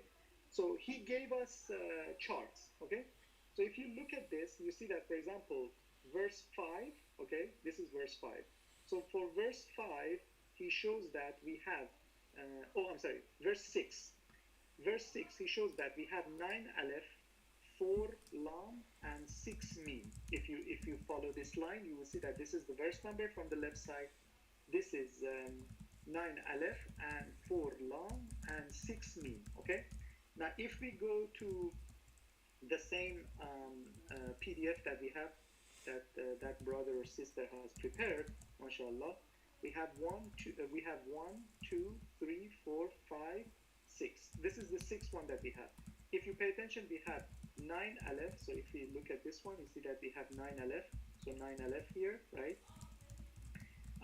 4 lam. We have 4 lam here, and then we have 6 mim. So we have 6 mim here. Okay. So if we count, we will see that for example, Hamza should be counted one of the alephs. So let's count: 1, 2, 3, 4, 5, 6, 7, 8, 9. Then we end up with 9 aleph. That's why some of the counts of some people don't come close to the number that we have in the appendix. It's because they don't count the Hamza. And the reason is that they're not familiar with this rule of the script of Arabic, that Hamza is basically aleph, and it is a remnant of the sister languages of Arabic, which are Aramaic and Hebrew, and they have, for showing the sound, the glottal stop sound as Ain, they had aleph at that time. So basically, through some evolution of the script, Hamza was created, and basically Hamza is the aleph. So, mashallah, I just wanted to mention this point. I hope I was able to explain it, inshallah.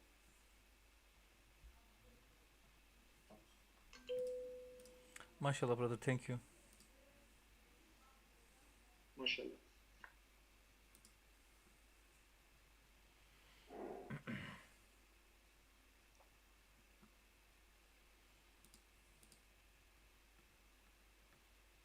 And subhanAllah, when you start counting the letters yourself and you mark them on the Quran, you know, your faith becomes increased, subhanAllah, you know. I mean, it's that if somebody comes and starts saying that, you know, You didn't count it yourself. How do you know? You know, that kind of thing. how do you Yeah. know? How do you not count it? Yeah, we did. You know, you can show them this PDF, you know, you can send them these PDFs, this 19systemy.com, you can download the PDFs and send it to them. So look for yourself, count them. Brother Masood, what I want to mention here is that I know what you mentioned about the alephs and the hamzas is a little bit confusing for some people. However, that's not the reason why there are discrepancies in the counts. So if you, and it's not just about the alephs, it's about the lams, which is more problematic than the alephs, because, you know, alephs, you have variations, right? But for lams, there isn't. So if you look at the count of lams in Surah 11 and Surah 30 and compare that to the counts with the Messenger of the Covenant, so that's where, like, one of the main problems is, right? And as you know that that these A and L's are connected, right? So that is how it affects the aleph in turn as well, right? So I sent you the link for Surah 11 and Surah 30. So this is submission.org, right? This is where it all started, where Rashad, the brother, started pointing out these things, right? But I mean, of course we know what happened to him, but the thing is, the issue with the counts itself, it's still, it still kind of needs to be reconciled, you know. So we go to these counts for alams, especially for these two surahs, then you will see there's a bigger problem. Okay. Inshallah, I will take a look at those two links that you sent, because it needs a detailed look. Inshallah, I will Yeah. take a look at it and see what they say, what the problem is. And but Alhamdulillah, this brother or sister that I just showed, this website, this 19 Systemy, which is basically the Arabic version. Yeah. So Yeah, go ahead. so the thing is also we have to sort of look at it more closely because there are sites like this guy. There's also one. I don't know this Turkish person, but there's also this Indonesian person, right? And he has done some similar work. But some of those counts are not exactly the same as the messenger's counts, but there's still multiples. They are slightly different, some of them. So, because those are the ones that they've done based on a particular text that they have downloaded online, and their So, counts based brother, on that. this one, Slightly different. yeah, brother, this one, what brother Masood showed, I was checking it while he was talking about it. Like basically, what this brother did is, and I checked immediately, at what they are saying about Dr. Rashad, because you have these people, they promote the number 19, but they don't accept Rashad as a messenger, right? But what I could see here in this website, like it's just a copy of the English version. They just translated it everything, and then made a simple website, easy to look at it, and then it's like No, I'm talking about the counts, where he did the actual counts. You know, so no, you look at those they are actual. copies, like what we have. No, no, we don't have these. That's the thing, right? No, no, no. In the So we don't have an Arabic text that has the actual counts. Like other than the visual presentation, yeah, we I don't mean the have it. Like, visual presentation. That's what I meant. yeah, yeah. So I think we should check to start with. Like I would check those two surahs and the count of lambs. Yes. Brother, one more time. So you said the 11 and 13, correct? Yeah, yeah. I mean, if you just look at that link, Okay. it shows Surah 30, verse 21, and Surah 11, verse 70. So Okay. it says Surah 11, verse 70, Rashad counted 8 lambs, but the verse says 9 lambs. And Surah 30, verse 21, Rashad counted 7 lambs, but the verse says 8 lambs. Okay. Yes. Inshallah, I will take a look at it in detail to see what it says and what we have in the Quran, in two different Qurans, and also what this website is saying that I just showed you. It's a big maze. Yeah, no, I mean, the thing is that I mean, what I'm sure is absolutely what the Messenger of God has said is the correct version. There are some people who want to, muddy the water. Yeah. I mean, the thing is, so the thing is, I thought the same way. I don't know. I'm so confused, but the thing is that either way, the messenger's job was to present the mathematical miracle, right? Correct. And so even if, let's say, this thing with the lambs, right? If you see at the end clearly, like you open the visual presentation of the miracle, and you see that when they visually counted it, there's a discrepancy there. I mean, I can still look at it and see the human error in terms of a human counting, but then but then the messenger himself presenting the correct miracle, right, from God, but the human person doing the counting, maybe, because honestly, like, it's not that easy to accept visually when you see, like, for example, one L is missing or one L is added. So then, and the question comes, but still, it's very hard to just stick to that point of view too, because the thing is that those counts, like, because the way these other people counted them, when they said that, okay, he counted, for example, they said that Rashad counted the L's wrong, and they started doing their counts. Then the thing is that they have many different counts in many chapters that are not individually multiples of 19, but some of them are collectively multiples of 19, right? Correct. Yes. But so those types of things, So yeah, it's a little complicated. Yeah, like Hamim, for example. You have some. Yes, but that's the structure. Yes, that's the structure of the mathematical structure. Hamim is right. He said they're intertwined like that. But I'm talking about the ALMs and the ALRs. Those Still, are. inshallah, I will go through it and see what the problem is. Inshallah. And the thing is that, no matter what the people say, still we know that God is perfect and the word of God is perfect and the messenger of God said exactly what he was supposed to say. And inshallah, we will go through this and see. And God says that He has the original preserved master tablet, right? So even though like there could be counts here and there that we may not know the exact one, but God has preserved in the original master. So Yes, mashallah. Yes, inshallah, we'll take a look at it and see what the problem is and what these people are saying. And it doesn't make the least difference what these people say, because we know it. Still, we know that we have so much proof that this is the word of God that nothing these people say make any difference whatsoever. Absolutely, yeah. Because the people, they want to. The thing is that what brother Jafar just said. He said that when we, for example, when we say that okay, these chapters have these number of letters, the people will come say that, have you counted it yourself? And I would personally say that yes, I have counted it myself, right? And I have the proof, okay? And this Hamza was like a question for myself. I went and I searched online and I read about it, and then I understood what it means. And obviously my field of study was linguistics, and then I was able to understand what it means that Hamza is part of the count of the Aleph. Basically, Hamza is a different shape of Aleph, because we're not dealing with script, we are dealing with the sounds. The sounds are the most important thing. And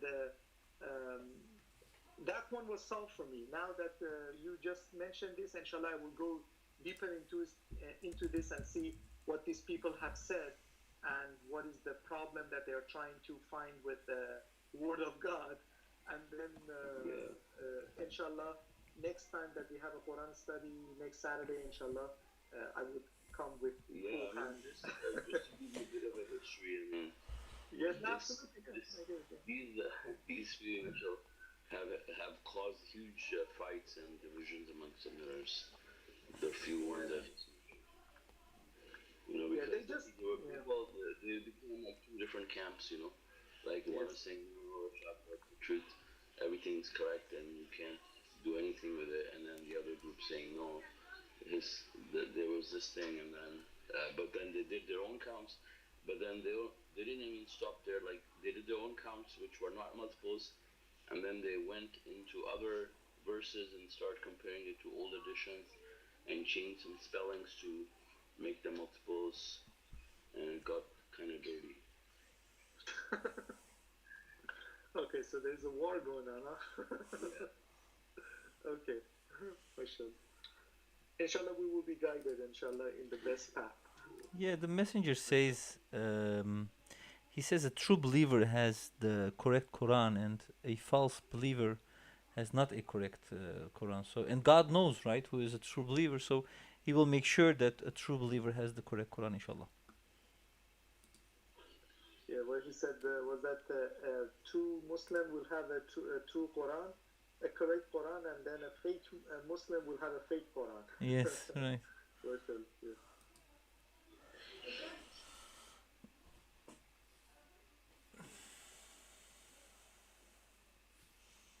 What amazes me is that as submitters, when we start applying the rules in the Quran, if even a little bit of that miracle can change us from inside, and then when we start, that's all by God's lead. But when you start practicing the Quran and God's commandments, our life changes so much that this apparent, I would call it a trap. I don't know. God knows, but this causing division among people is that like. God knows, they didn't understand the true meaning of this miracle and this submission that is going to, it's a blessing and it's going to, refine our souls. That's the whole purpose, being so bookish and trying to find everything and then not finding and being led astray. or being, I don't know, being deceived by one or two letters or some discrepancy. It's just not worth it. The feeling that we have, the happiness that we feel is so valuable that it's not worth it. And then causing division is like you know, um, even worse. May God guide us and keep us on the path, inshallah. And this also, I agree with Shima. This could be a trap, because in the beginning, when I actually accepted submission, I personally, there was that video of Dr. Rashad Khalifa. I think it's the first video in God Alone TV, where in the second part of it, which is part of one of the Friday sermons, he talks about the size of the universe and how many stars are there and what are the distances and stuff like that. He mentions that the light from sun gets to us in 4 minutes, okay, and then he mentions it again, 4 minutes, okay. Then I was like, okay, and I remember that there was some people who were leaving comments, I don't exactly remember where it was, and somebody left a comment that said that, okay, this guy is saying that the light gets from the sun to the earth in 4 minutes, not 8 minutes, so I don't accept his messengership, and I think that I don't want to follow this. Okay, so this, if somebody wants to fall off the path by a human error, obviously the messenger of God knew that the light from the sun gets to the earth in 8 minutes, and we have some other parts in Quran studies that he mentions that the light gets from the sun to the earth in 8 minutes. So these people who want to look at that part and then they want to fall off the path, well, let them fall off the path. If they want to have problem, they want to disregard all these things that we have seen, okay, for something so trivial, and it's possibly a trap set there so that the people who want to go astray, they might as well go astray, and this thing that you mentioned, brother, about the counts of the letters, yes, it could be, I'm not sure, I haven't checked it yet, I have to check it for myself. And even if it is true, okay, so what does it prove? It doesn't prove anything, Yeah, it no, proves the that, reason I even brought yes, it up exactly, is because when we are making statements, right, we have to yes, be accurate, right? So absolutely correct, yes, that's the reason I brought it up. yes, yeah, mashallah, no, I agree, and the thing is that the counts, I mean, the first thing that I thought about last session that we talked about the counting of the letters, I thought that it was a discrepancy about counting, Hamza as part of the letters Aleph. But now that I see that it's a little bit deeper than that, and they have had so many other problems, inshallah, I will look into it.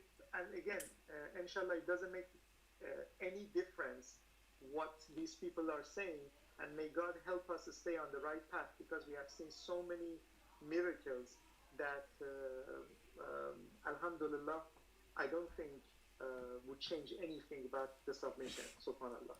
MashaAllah. Yeah, mashallah. You also have the count of the word God. So, if I'm not mistaken, it was like for 11 years, they counted the word God, a multiple of 19s, and then these two verses, which are not from the Quran, there you have also a word God. And if you take that out, then normally what would happen is then you wouldn't have a multiple of 19, but actually what they did was they didn't counted it correctly for 11 long years. And like it's a plan of God, right? God is planning things. So if there are any things that we at the moment don't really understand correctly, or there is something that we don't see, it is like a part of God's plan.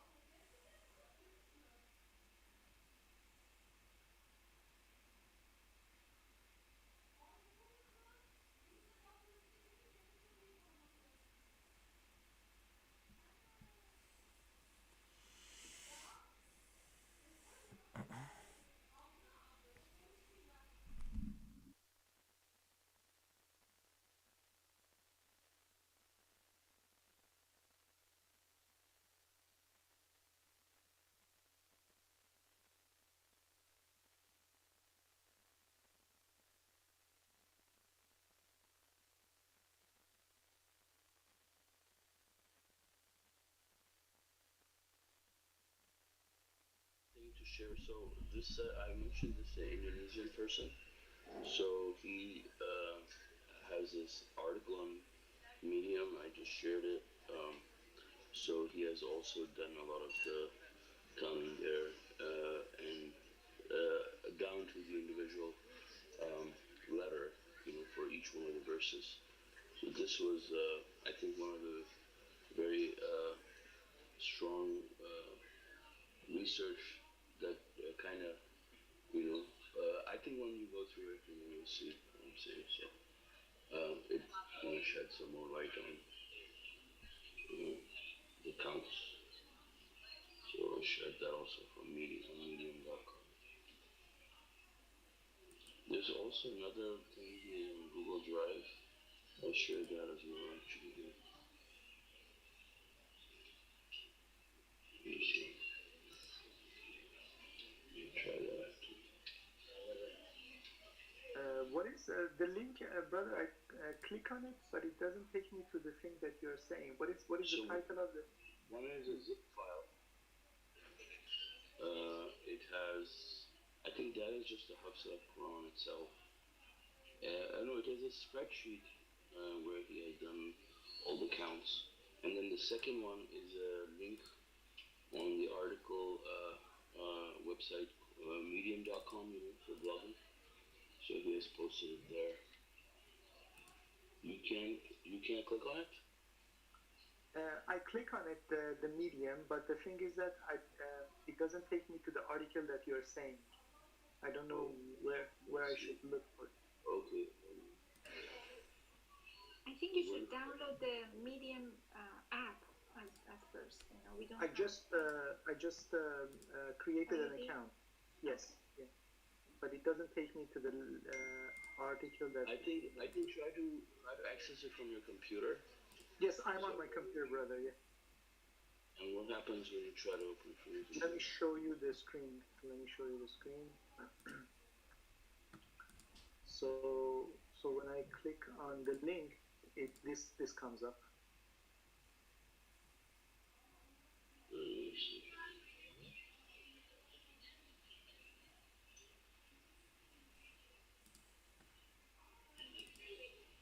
Okay, just takes you to the home page, I see. Maybe it's your move.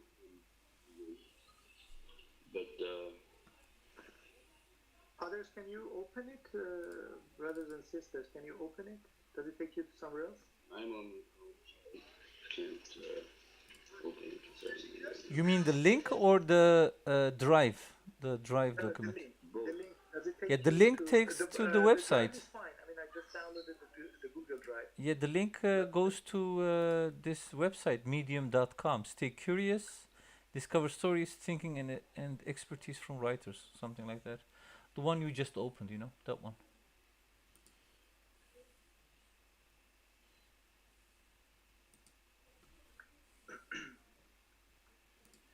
Yeah, I think the title of this is How Code-19 Can Protect All the Letters of the Quran. Let me Google it.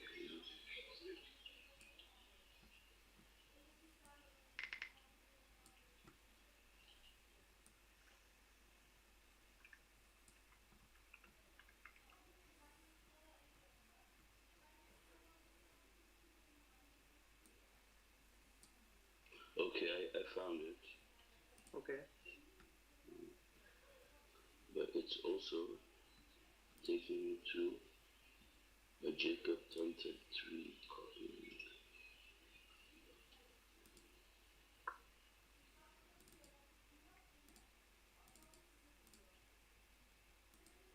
This one doesn't work for this. Yes, how Code-19 can protect all the letters of the Quran. Yes. Yes, mashallah. Let me show it. So this is the link. Okay, now it's working. Okay. Mashallah. So it's a bit long. Inshallah, I should sit down and read. Mashallah. So this guy has done a corpus study on the Tashkent Quran, right? Yeah, the Hafsa. Yeah. MashaAllah. Cool. Yes, subhanallah. I mean, it's just magnificent. It's just absolutely mind-blowing. Yeah. Doesn't matter. Doesn't matter again what these people are saying. The thing is that we have like absolutely mind-numbing system right in front of us, and it's just perfect. Subhanallah. Yeah, the people actually went really astray. You know, like I knew those people before when I came to submission, and then towards the end, I remember like one time I needed to find a place to do my salat, and I called one of them. This was the person who was actually second to Rashad's brother, who was doing a lot of the research. I mean, Rashad's brother was a surgeon, and this other person was, a software person. You know, and he had his own company and stuff, and so they did a lot of work to help him or something like that. And so, like, they started doing their own congregation where women lead the prayer. They're like, when I spoke to them and said, "Oh, we don't really pay a lot of attention to what Rashad says. We don't make a big deal about it." They started having all kinds of innovations of women leading the prayer and everything after that. So what happened to the brother of Rashad? Cancer? He had a brain tumor, I believe. Okay. So yeah. So he died at the age of 41. Okay. Yes. Yeah. That's the result of not paying attention to the messenger of God. Exactly. No, he put up the whole submission.org website, you know. Okay. He had done a lot of work. Yeah. There are good stuff on that website, but yes, but then most of the people you see in the U.S. that came to submission, like a lot of them, I would say like no, like 70-80% of those people came from right when they found out about submission.org at the time, you know, because it was popping up all over on search engines and everything. He put all those articles up, and so apparently at some point then he got intrigued into the mathematical code, started verifying all those things as the computer, web pages became more accessible and, popular, so we started putting it all together, and so that's where it kind of happened. Yes.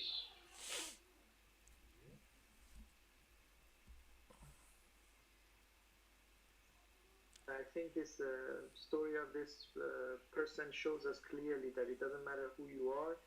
If you turn back on your heels, then you're gonna be with the losers.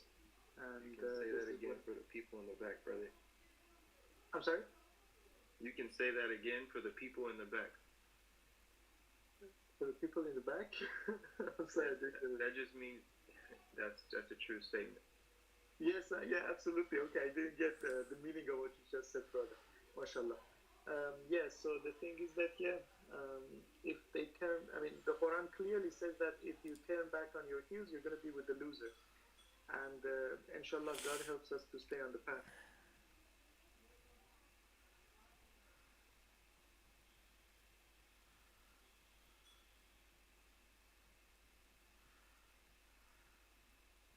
So when people say we don't listen to Rashad, that actually means that they're listening to someone. And God says, Atiullah, Atiur Rasul, obey God and obey the messenger. And if you are not obeying the messenger, if you are not, listening to what the messenger said, that there is probably the ego you're listening to, or some other crowd, or some other person that you're idolizing. I really don't get the idea of some people saying that we are not idolizing Rashad. Following the messenger, obeying the messenger. And we have instances of other messengers telling people, follow me. So it's okay to say that we are following the messenger. Following God and what the message God gave to his messenger. If that's our responsibility, that's our obligation. And we gladly do that, praise be to God. But, if people are dare to say that we don't follow what the messenger said, be it Rashad or other messengers in the previous generations, we know what happens to them. May God help us. It's a very treacherous path. It's it's something that we should constantly seek refuge in God and say that may God, protect us. This is, you see these people like being close to the messenger and thus following their ego. It's so dangerous, so risky. Brother Suleiman, Sister Mona is asking, what did he exactly do to go astray? So, I don't. To be honest with you, like I never even met him, but I met his wife, right? And so I see the thing I see back then when I met them was that his wife was more interested in Rashad's mistakes. A lot of time, like she was always like fixated. Like it wasn't just about the counts, like they were also going through the translation and finding every typo and like everything that they wanted to like match with the Arabic. In terms of like not I'm like not talking about subtle things, but like talking about things like when like verse for example that says our food is lawful for them, and their food is lawful. Your food is lawful for them, and their food is lawful for you. So like they'll say, oh well, Rashad didn't include the part where it says and their food is lawful for you and stuff like. So they started not correcting not only the miracle discrepancies and stuff, but also like they started looking at the text and started criticizing, and a lot of it became like they started putting out revised editions of the translation of the Quran, and then every translation had like in the beginning, like they had 2-3 versions, and they had like in the beginning, well not 2-3, maybe 2 versions I think, with the beginning of every one of them like showing editorial changes. Say Rashad did this, but something like we changed it to this, or this was missing, or something. It's just like like when for the newcomers like myself at the time, like it was more like not really focused on the message, but more like focused on creating doubts. That's how I felt at the time, when they were doing that. So I don't know like what his brother's wife even believes at this point. But at that point, like that's where kind of it was headed, and so I always thought that the reason why even her husband also, got the brain tumor and everything was because of the same reason. But I see he was mostly just focused on a miracle, just somewhere,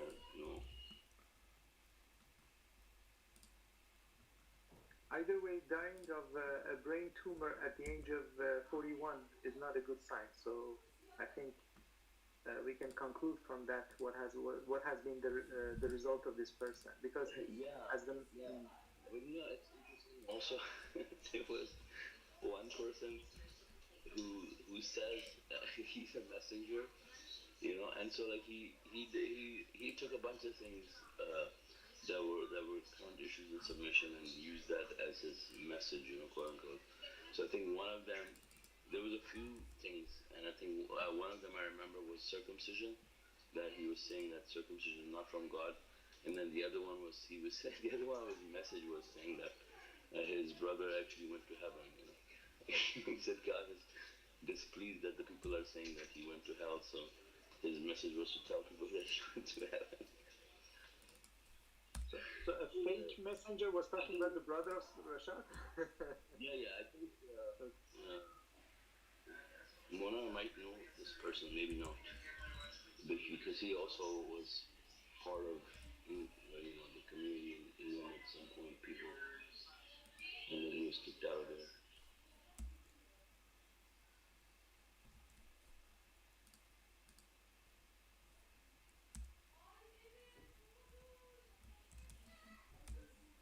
So we know that there is no brain tumor in God's kingdom, and that takes it time to develop. And the messenger said that there are no cancers and no diseases in God's kingdom, and there are so many ways for people to pass away.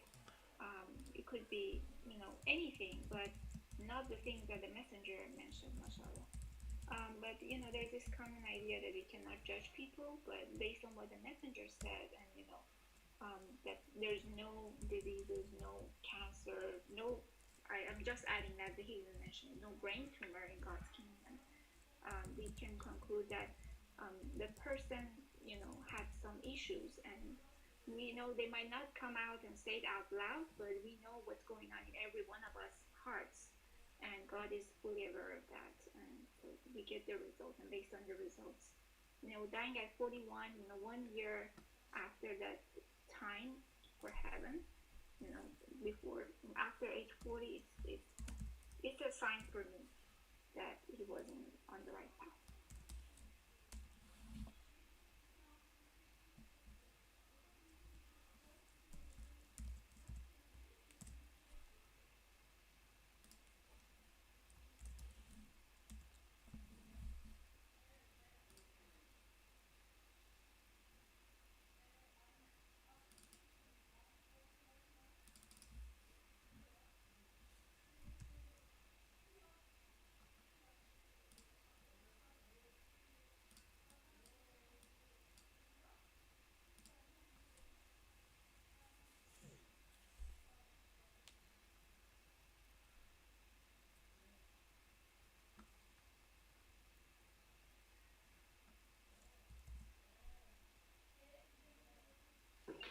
Yes, definitely. I was trying. Can you guys hear me?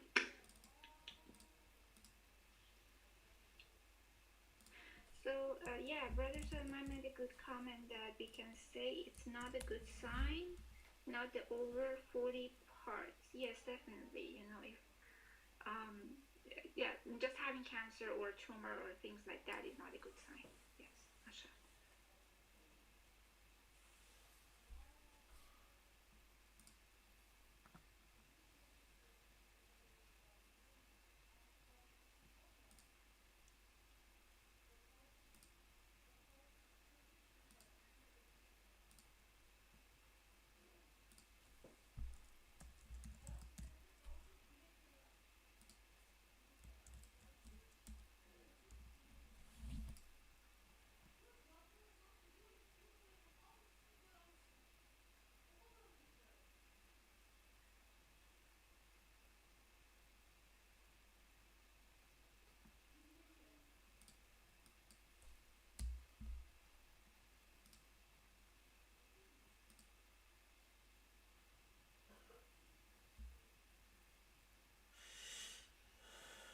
Also, I wanted to mention something. So, cancer is a bad sign, and the thing is that it shows that that person, for whatever reason, is not in God's kingdom.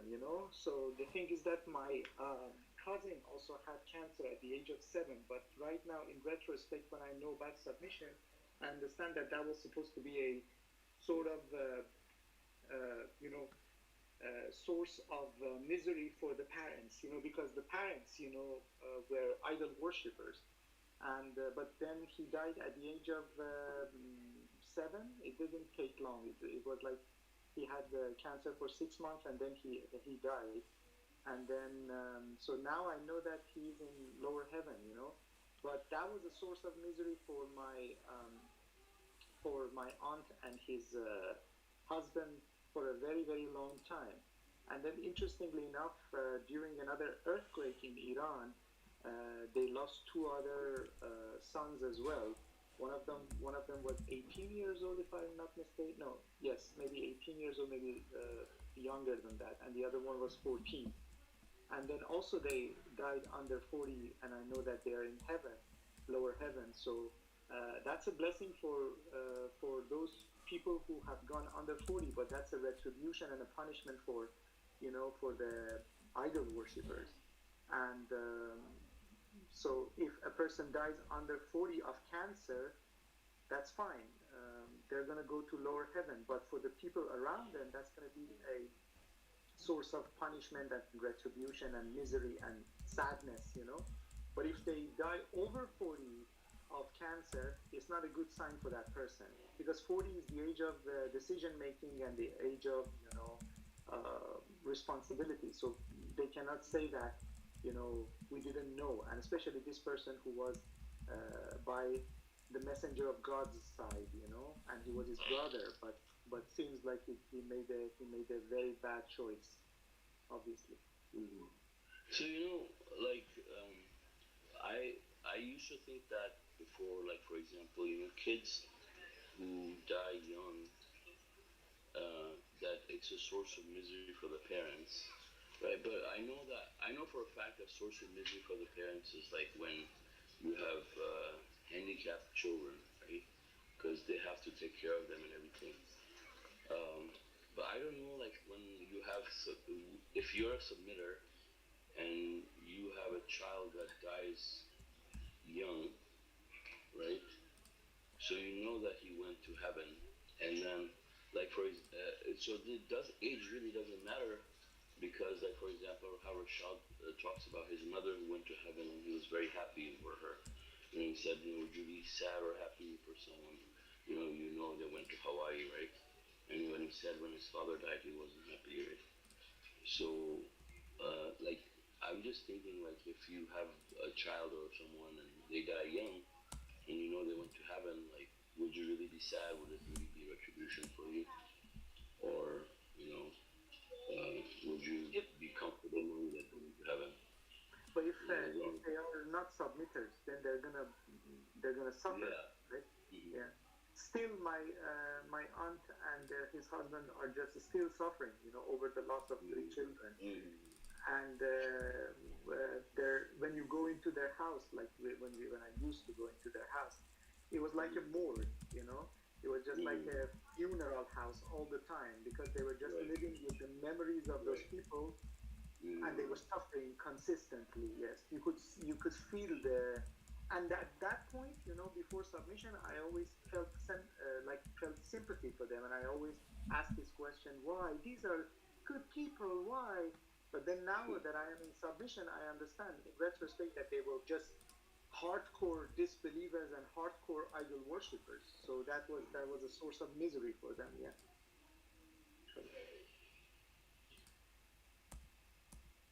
Yes, mashallah, Brother Sulaiman, I understand your point, and that the Samirs, they won't grieve, and that wouldn't be a source of grief for them if they lose their child, and the child is like gone to heaven, not staying and suffering.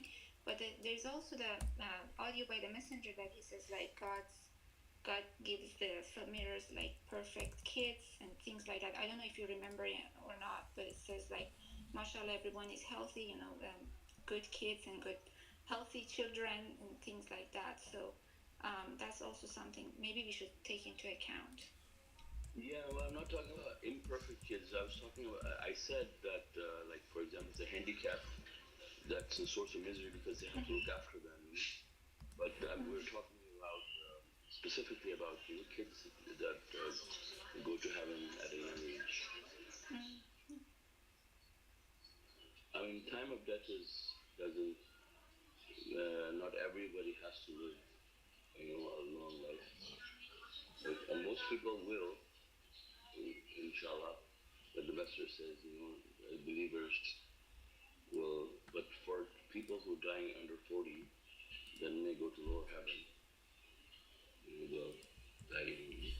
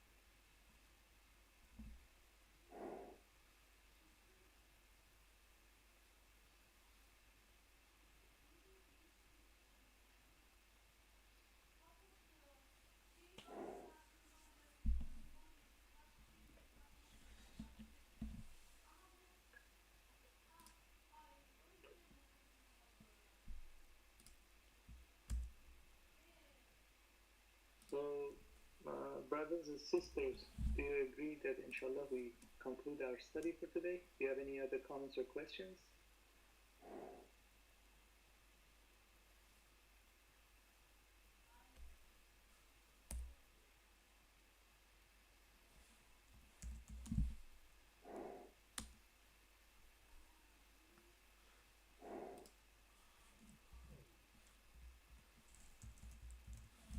Okay, so thank you all for joining the study, and thank you, Brother Jafar, for leading the study, mashallah.